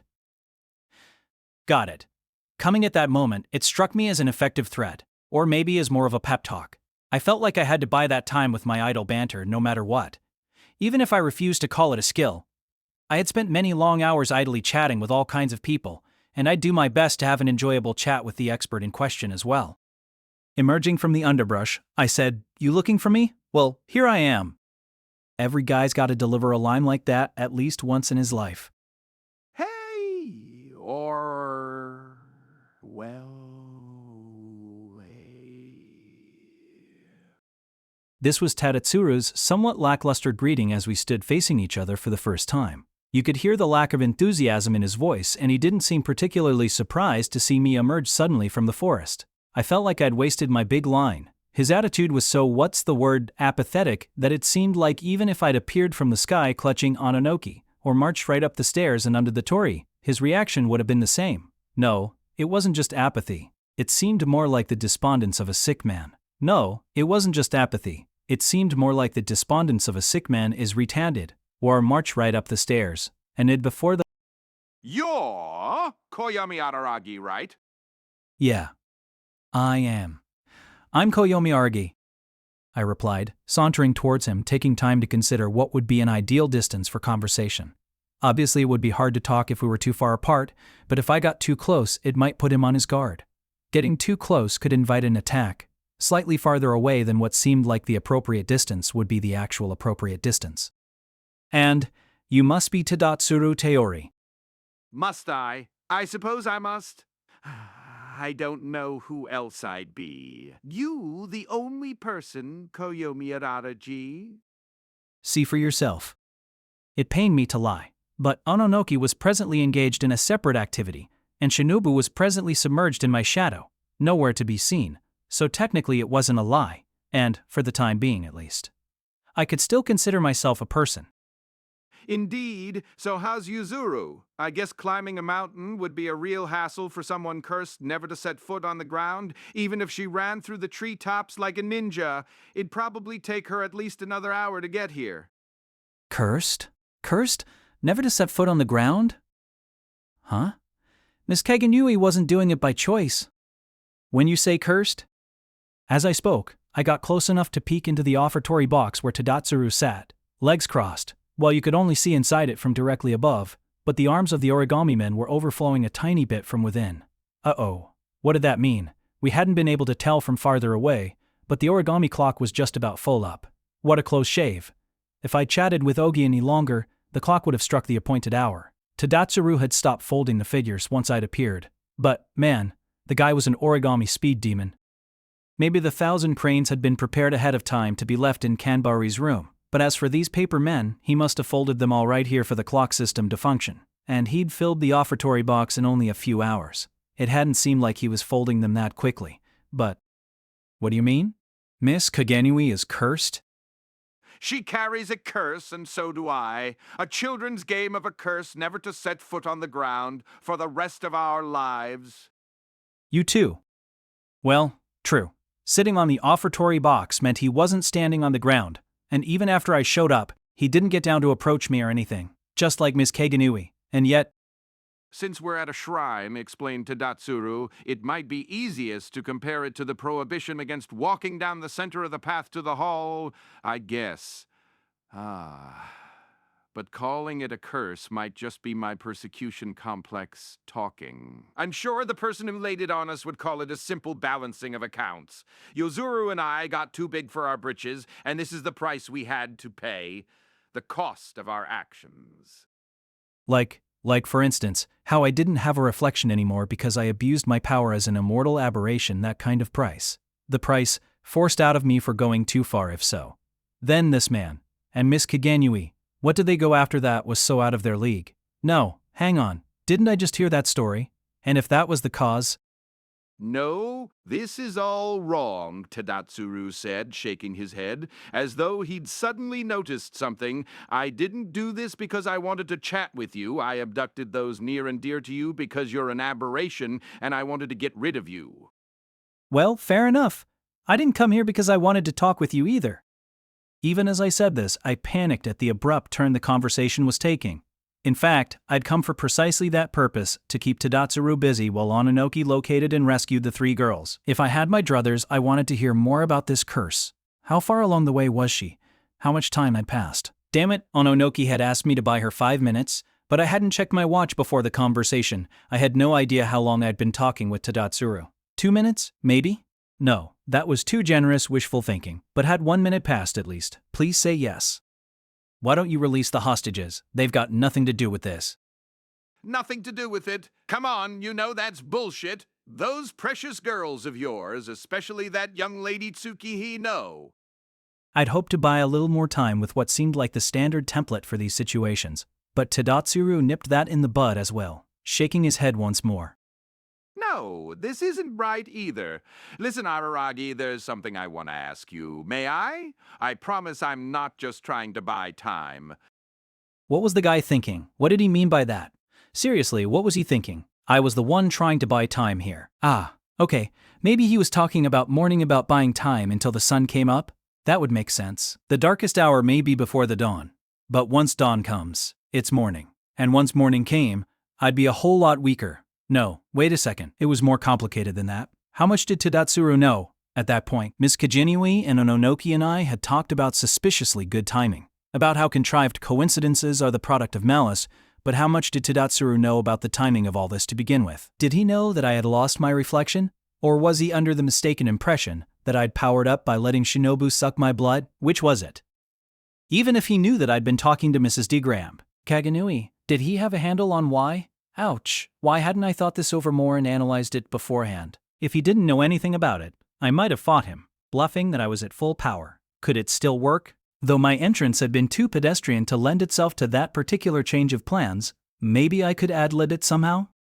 What is it you want to ask me? Whatever the case, Tadatsuru broaching a new topic was more than I could have hoped for, so I responded as calmly and steadily as possible. Sorry to say there are some questions I can answer, and some I can't. I tried throwing that Sunri line into the mix, but felt surprisingly embarrassed right away. Tadatsuru didn't comment on it, though, and with a look of feigned innocence, he asked, "What the hell am I doing here?" That's what he asked me. Huh? I'm sorry. I wanted to drag out the conversation as much as possible, regardless of what he asked me, like the parents of a kidnapped child in a crime drama who get a phone call from the culprits, but clammed up when this question came at me out of left field, even though that was the one thing I absolutely needed to avoid doing. What the hell am I doing here? Tadatsuru didn't say another word to me as I stood there in silence. I didn't say anything either, so the silence dragged out. I was gonna have to be the one to break it. What does that mean? Isn't it obvious what you're doing here? Or no, if we're gonna split hairs, I don't actually know what you're doing over there. There are plenty of possibilities, plenty of potential scenarios, so that's not a question I can answer. But how can you not know yourself? As I spoke, I started to get heated. Maybe it was proof that Ononoki was right, that I wasn't as grown up as Obi thought I was. Whether that was a good thing or a bad thing, I didn't know. You're the one who took the initiative to kidnap my little sisters, the wild one and the worrisome one. Not to mention my friend, and boy is she a handful, and now you're just sitting over there like that. Give up the innocent act, okay? Let them go right now. Shut up. Stop talking like that. Your interlocutor has gone to the trouble of sidetracking the conversation, but all impatient, you're going to force him to get down to business? What the hell happened to your world-renowned idle banter skill? Settle down. You've already lost enough of your humanity that you can't rely on your vampiric power anymore. "Oh, right. I'm the one," said Tadatsuru, like he was sick. "I'm the criminal here.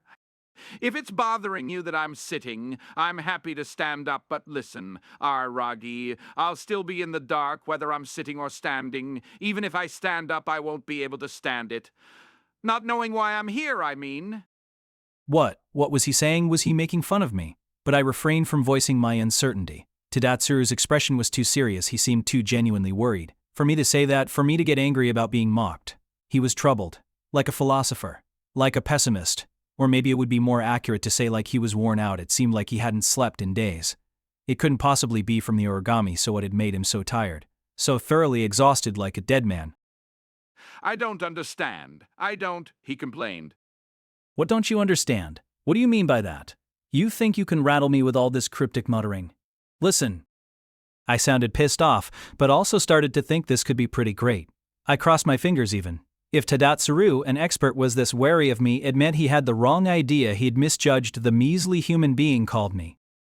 I said, I don't really know the particulars, so maybe I'm speaking out of turn, but the only reason you're here is to exterminate me. Right? Right, he agreed readily, but I don't understand. What don't you? My voice finally cracked into a shout. Why I would exterminate you. My confusion just kept mounting. I mean, if anything was obvious, it was that, wasn't it? Miss Kagenui had explained at length why Tadatsuru would exterminate me. I'm an expert, that much at least is certain. An expert who specializes in immortal aberrations and astray, an outlaw among outlaws, an expert who cares nothing for certifications of harmlessness, who acts on entity, not ideology, but who possesses a fully developed aesthetic sense, if nothing else. In other words, Araragi, you might say, I'm the perfect choice to be cast opposite an exception like yourself. Yes, cast I can't help but feel like someone else has cast me in this little drama. I'm simply the perfect choice to be here, now to fight you, so I can't help but feel like I've been selected for the role, like I'm here to meet the exigencies of the situation. No, not just me, Yuzuru and Yotsugi. His muttering seemed directed at himself, and I couldn't catch his mood. Talk about incomprehension. Someone tell me what the hell this guy's going on about. No, if I forced myself to think about it, it wasn't such a mystery. That is, when I looked at it in the light of my own sense of unease, wasn't he describing exactly what I'd been feeling about this? The timing was too perfect, which meant it couldn't be worse, wasn't that? How I'd been thinking about this suspiciously neat, made-to-order sequence of events. The terrible timing of an expert who specializes in immortal aberrations, kidnapping my little sisters on the very day that I lose my reflection. That twist of fate was a little too perfect to be ascribed to coincidence. Coincidences are generally a product of malice, and I'd taken the source to be Tadatsuru Teori himself. I'd vaguely assumed so, and yet, if he was experiencing the same sense of unease, then where was the malice coming from? Whose malice was it? Tadatsuru, you're an expert, whatever else you may be, you're an expert, not a hunter. In other words, you did this because a client hired you, right? I said this recalling Ononoki's theory that Ogi was the mastermind who'd hired Tadatsuru. Well, it made sense. I was there because Tadatsuru had summoned me, but he was there because someone, whoever, had hired him. A client? Yes, there's a client involved, of course there is. But the reason for hiring me seemed like a put-up job as well, in fact. It's as if things have been arranged just so, in just the right way. The client could very well have been an actor meant to produce the right plot developments, to create precisely this scene. They say the gods don't gamble, but I feel like someone's been tossing me around the craps table using my idiosyncrasies, my proclivities as the raw materials for something. Don't you feel it too, Araragi? Aren't you standing there because you had no other choice, because you were compelled even? That's how I feel, at any rate, confessed Tadatsuru. Gloomily. Gloominess fit this slender man like a glove. But his speech didn't suit the occasion, and he failed to convince me. Obviously, I mean cut the crap. No other choice? What the hell? You trying to tell me you abducted people who are dear to me because you had no other choice? Even this! Aren't you angry right now because you're supposed to be? Anger to go along with the part you've been assigned. How are we any different? We're both just doing what we're meant to be doing. In the places we've been put, in the roles we've been assigned. No ad-libbing allowed. What are you talking about? Is this some all the world's a stage crap? Keep your clever Shakespeare. The world isn't a stage, but that doesn't mean that people don't love a good story. Yes, people crave drama, don't they? Almost like their bodies crave nutrition. But this drama seems too perfect, too labored. It's hard for me to get into the spirit of the thing. Feels like the fix is in. There's nothing worse than contrived drama. What are you trying to say? I don't get it. I really don't. I mean, what is it you want from me? What do I want from you? You've taken hostages, so you must have a demand. Do you want me to meekly submit to my own destruction? Are you saying you'll let them go then? It was my job to buy time, so up to that point I'd avoided bringing up the subject of the hostages' well-being, avoided confirming that they were safe, but I'd reached the end of that particular rope. I couldn't wait any longer. The thought that this baffling guy held their lives in his hands was enough to make every hair on my body stand on end. Sorry to say, I'm not such a coward. If I were the kind of person who would use those girls as a threat rather than a bargaining chip, if I were that aesthetically bankrupt, I'm sure I wouldn't have been cast in this role. Since Gain-senpai wouldn't let that slide, he finished. Gain-senpai. He called her senpai. Despite the fact that he was a stray, not part of her network, of course, the term sense was arbitrary. Maybe he just meant it ironically. But wasn't senpai a word people basically used to express some kind of devotion? Araragi. Find Ashino, Tadatsuru said. Out of the blue, without preamble, if we can get him involved, I'm certain he can bring some balance to this tale. Not as part of a cast, not as anybody's pawn, but as a neutral party. He's the only one who can do it. Seems like Kaiki did manage to derail things, and thanks to him this shrine is empty again, but he's too much of a contrarian. He's all too proper about being improper. He's so contrarian that he's straightforward, which is why it's got to be Oshino. We've already looked everywhere for Ashino. I still couldn't get a read on Tadatsuru's intentions, but I wasn't lying.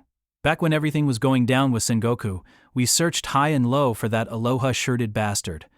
Hanekawa even took the search global. But we didn't come up with even a single clue. He dropped off the face of the earth, like maybe he was dead or something. No, we would have had a better chance of finding a clue if he actually were dead. I see, Tadatsuru. Seems like you're friends with Ashino. That's what I heard. Anyway. So, by any chance, do you know where he is? If I knew, I wouldn't be here. I wouldn't have had to do this. I wouldn't have had to do what's right and proper, or be right and proper. With those words, Tadatsuru Tiori's motionless hands began to move again, folding little origami men. His dexterity was astounding.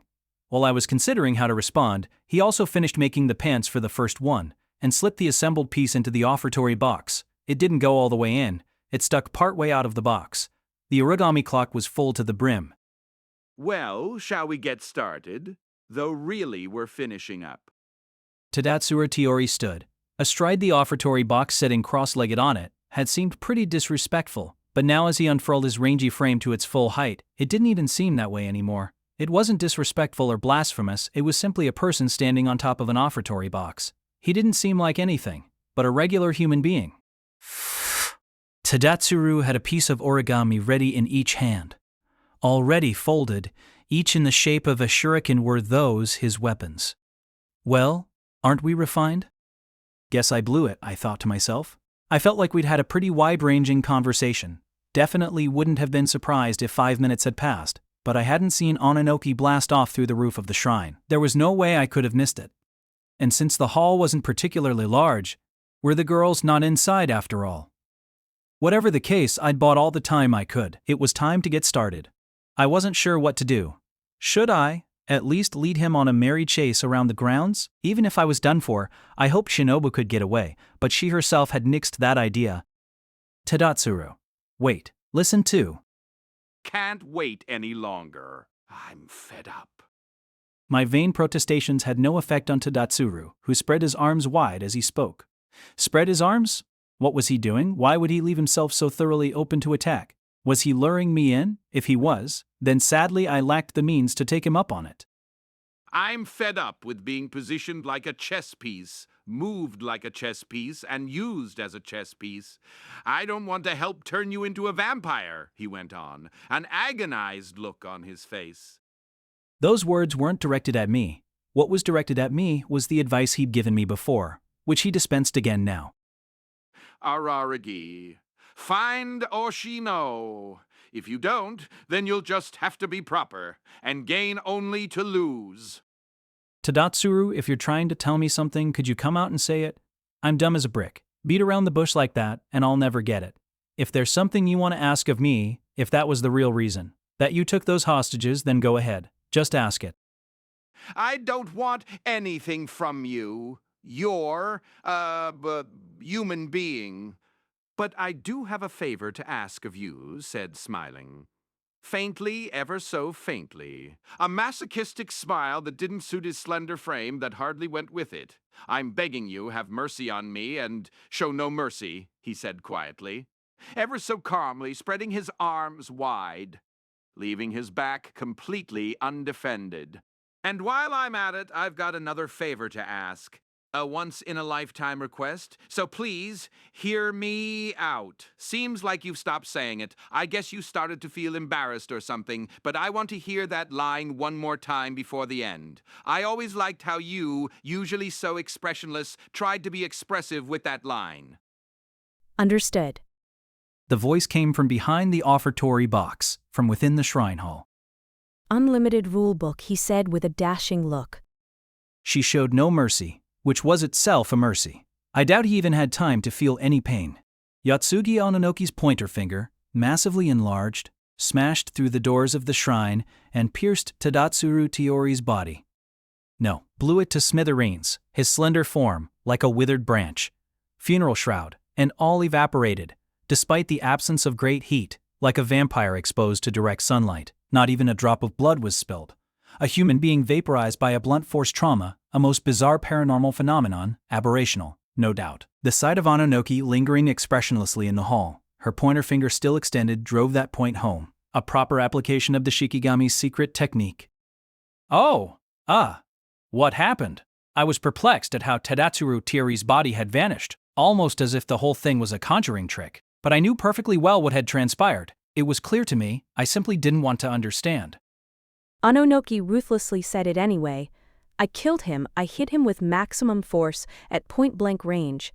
You don't need to worry, Monsieur, it was my act and mine alone. Even if you'd told me not to, I would have disobeyed you. Why did you kill him? Was what I wanted to ask, but my mind went blank, and I couldn't. No, that wasn't it. The reason was clear. It was to protect me. It was to protect the hostages. I had no right to be outraged. Wrong, kind monster, sir. I'm sure there was a way to protect you and to rescue them without killing him, but I killed him anyway, said Ononoki, expressionlessly, because I'm a monster. Ononoki. Don't end up this way, monster. If you ever live up to that nickname, you're done as a human. The epilogue, or maybe the punchline of this story. The next morning, I woke up to my two little sisters Karen and Tsukihi kicking my ass out of bed. I put them back into their futon at Kanbaru's house where they belonged. And of course I put Kanbaru into the other one. The other one, I made very sure of that. No matter how thoroughly we searched the shrine afterwards, we couldn't find the trio. It didn't seem like Ononoki had planned to do what she ended up doing. She'd searched for the three girls just as she'd said she would, just as we'd arranged. But they weren't there. Karen Araragi, Tsukihi Araragi, and Tsuruga Kanbaru weren't being held captive in the shrine hall. Contrary to our expectations, but neither were they secreted in a thicket somewhere in the forest. As I'd predicted, no one with any decency would confine three girls to those dangerous, snake-infested mountain woods, though no one with any decency would have kidnapped them in the first place, let alone hidden them in the offertory box. Yes, the three had been folded up and stuffed into the offertory box. No wonder the paper men were already spilling out of it. The origami clock had been padded from the start. Much like the time I'd been folded up by Miss Kaganui, the girls had been carefully folded up into the offertory box and put to sleep. Put to sleep, in other words, they were unconscious. But even the heaviest sleeper in the world would wake up if they were snatched out of bed, transported there, and folded up, so something special must have been done to sedate them, to my relief. Because that meant the girls had been able to finish out the night happily dreaming away, none the wiser. Whatever had been done to them, I didn't think they'd be able to take the change in pressure if we flew home on Ononoki Air, so we took the stairs. I carried Tsukihi on my back, while Ononoki took Karen and Kanbaru. Miss Kaganui joined up with us partway down, though she was standing on a tree branch, so joined might not be the right word. She really was running through the treetops. I had to admit it seemed fun, but it did change my view somewhat to know that she was doing it, because she was cursed and not because she wanted to. Miss Kaganui, however, seemed unaware that I'd found out and just asked Ononoki bluntly, "Did you do it?" Ononoki's response was equally curt. And that was all. She'd done it. That was all, and in fact, that was all that had happened. After shamelessly lying that she couldn't do any heavy lifting, Miss Kagan and we headed on up to the summit. There was neither hide nor hair left of Tadatsuru, but as the Shikigami's master, there must have been some mopping up left to do. Surely she wasn't running away because she didn't want to carry someone on her back. Afterwards, I parted ways with Ononoki in front of the Araragi residence. The sun had risen, but its dazzling morning rays hadn't vaporized me. Well, that's a relief, isn't it, kind monster, sir? Looks like your body can still withstand the light of day. I guess you belong where the sun shines, for the time being. That was all Ononoki said before she set off on foot toward the mountain. To return to her master, I imagine. It was probably out of consideration for me that she didn't use unlimited rulebook to fly there. I missed my chance to express my gratitude to Ononoki. She'd saved my life, and I should have at least thanked her.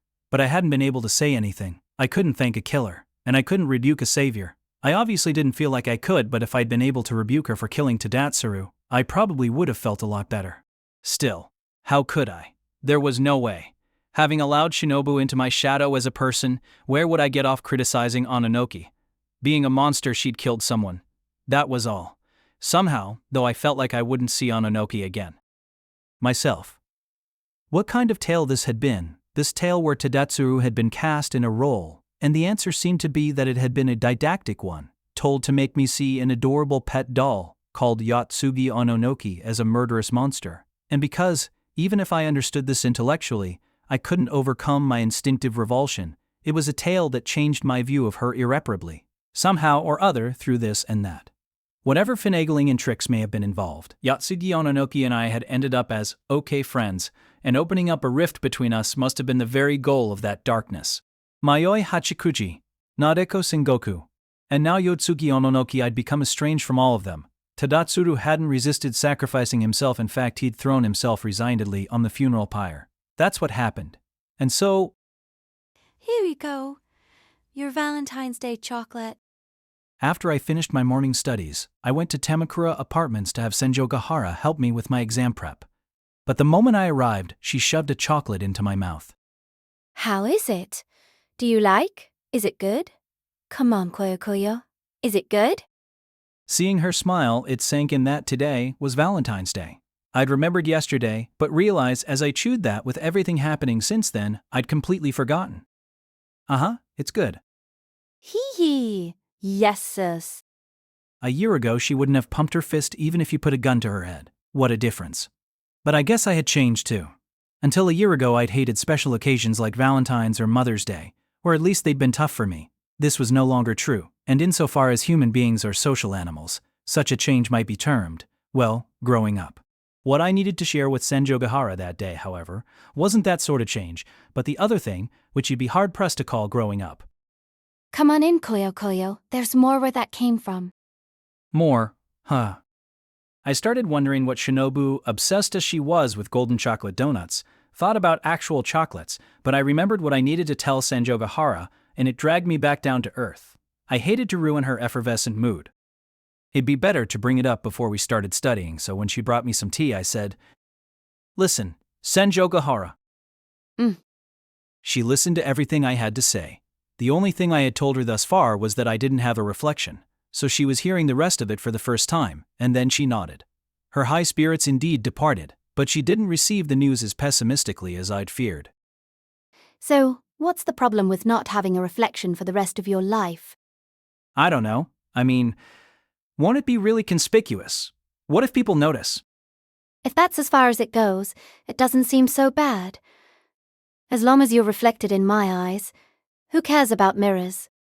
I wasn't sure if that was a good line, but at least she was trying to be kind and comforting.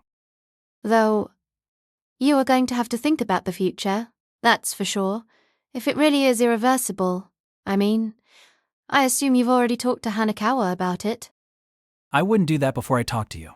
And actually, I wouldn't know what to say. I don't want her to think I'm a fool.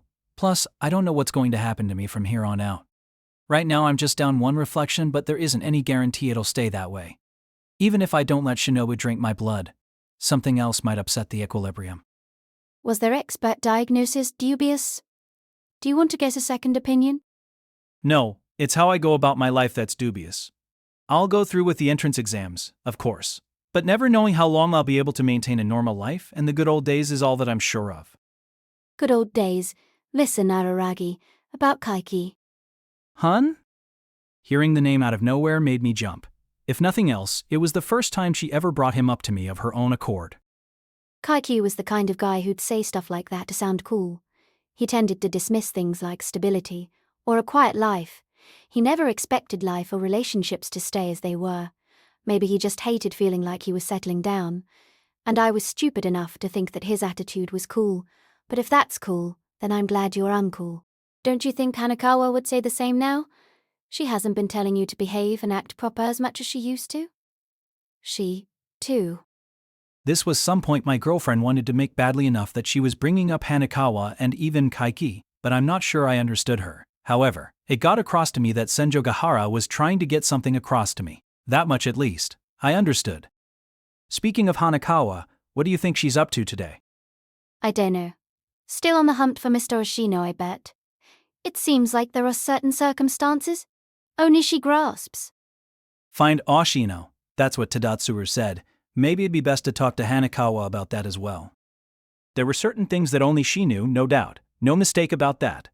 So whatever else was going on, I had to talk with her, however angry with me she might be when I did. So I think I'd better talk to her right away. Maybe I'll even see her on my way home today. Sure. Then I have a favor to ask. Do it tomorrow, please. She asked this with a smile, but I don't know. Her tone was unexpectedly forceful and compelling, which got across to me too. So I did as she requested, and went straight home after we were done studying. The shoes in the entryway suggested that Karen and Tsukihi were already home from school. They must have gone straight there from Kanbaru's. And well, I'd yet to speak to my sisters since yesterday. So even though their faces were the last thing I wanted to see right after I got home, I thought I'd better check on them. There was a slim chance they might remember last night's events in some kind of middle ground, between dream and reality. Hey, Karen-chan, Tsukihi-chan. Calling out both their names like that for the first time in ages, I threw open the door to their room without so much as knocking and froze. They were most definitely home. But behind the pair, who were in the middle of changing out of their uniforms and propped up on their bunk bed, sat a doll. An expressionless doll in a frilly skirt. By which I mean, Ononoki. Kawa! Pratfalling halfway ass over tit, I pushed my way past my shrieking sisters and dashed to where Ononoki was sitting. What do you think you're doing? Your sisters won me from the UFO catcher. Tsukihi is way better at it than you, kind monster sir. It only took her 3 coins to win me. Who cares? That's not the point. The point of this whole thing was to create a rift between you and me, monster, so it's Miss Gan and Big Sis's judgment that we should defy that plan. They said that until this town is stabilized, I should stick even closer to you than before. So I'm going to be imposing on your hospitality for a while, Ononoki declared calmly. She calmly, placidly, expressionlessly informed me that she'd be staying in my sister's room from now on. Dubby, wait a second, you can't be serious. What do you think you're doing, big brother? Quit talking to the doll that I won with my skill and my money. Yeah, big brother, for crying out loud, when are you gonna grow up? For crying out loud, when are you gonna grow up? I shook Ononoki's shoulder as my little sister showered me with abuse, but she was already back to putting on her doll act. True, it wasn't exactly an act. I swear I heard a voice from my shadow say, "Thou hast to be kidding me," and so. My. I guess the crazy days weren't quite over yet.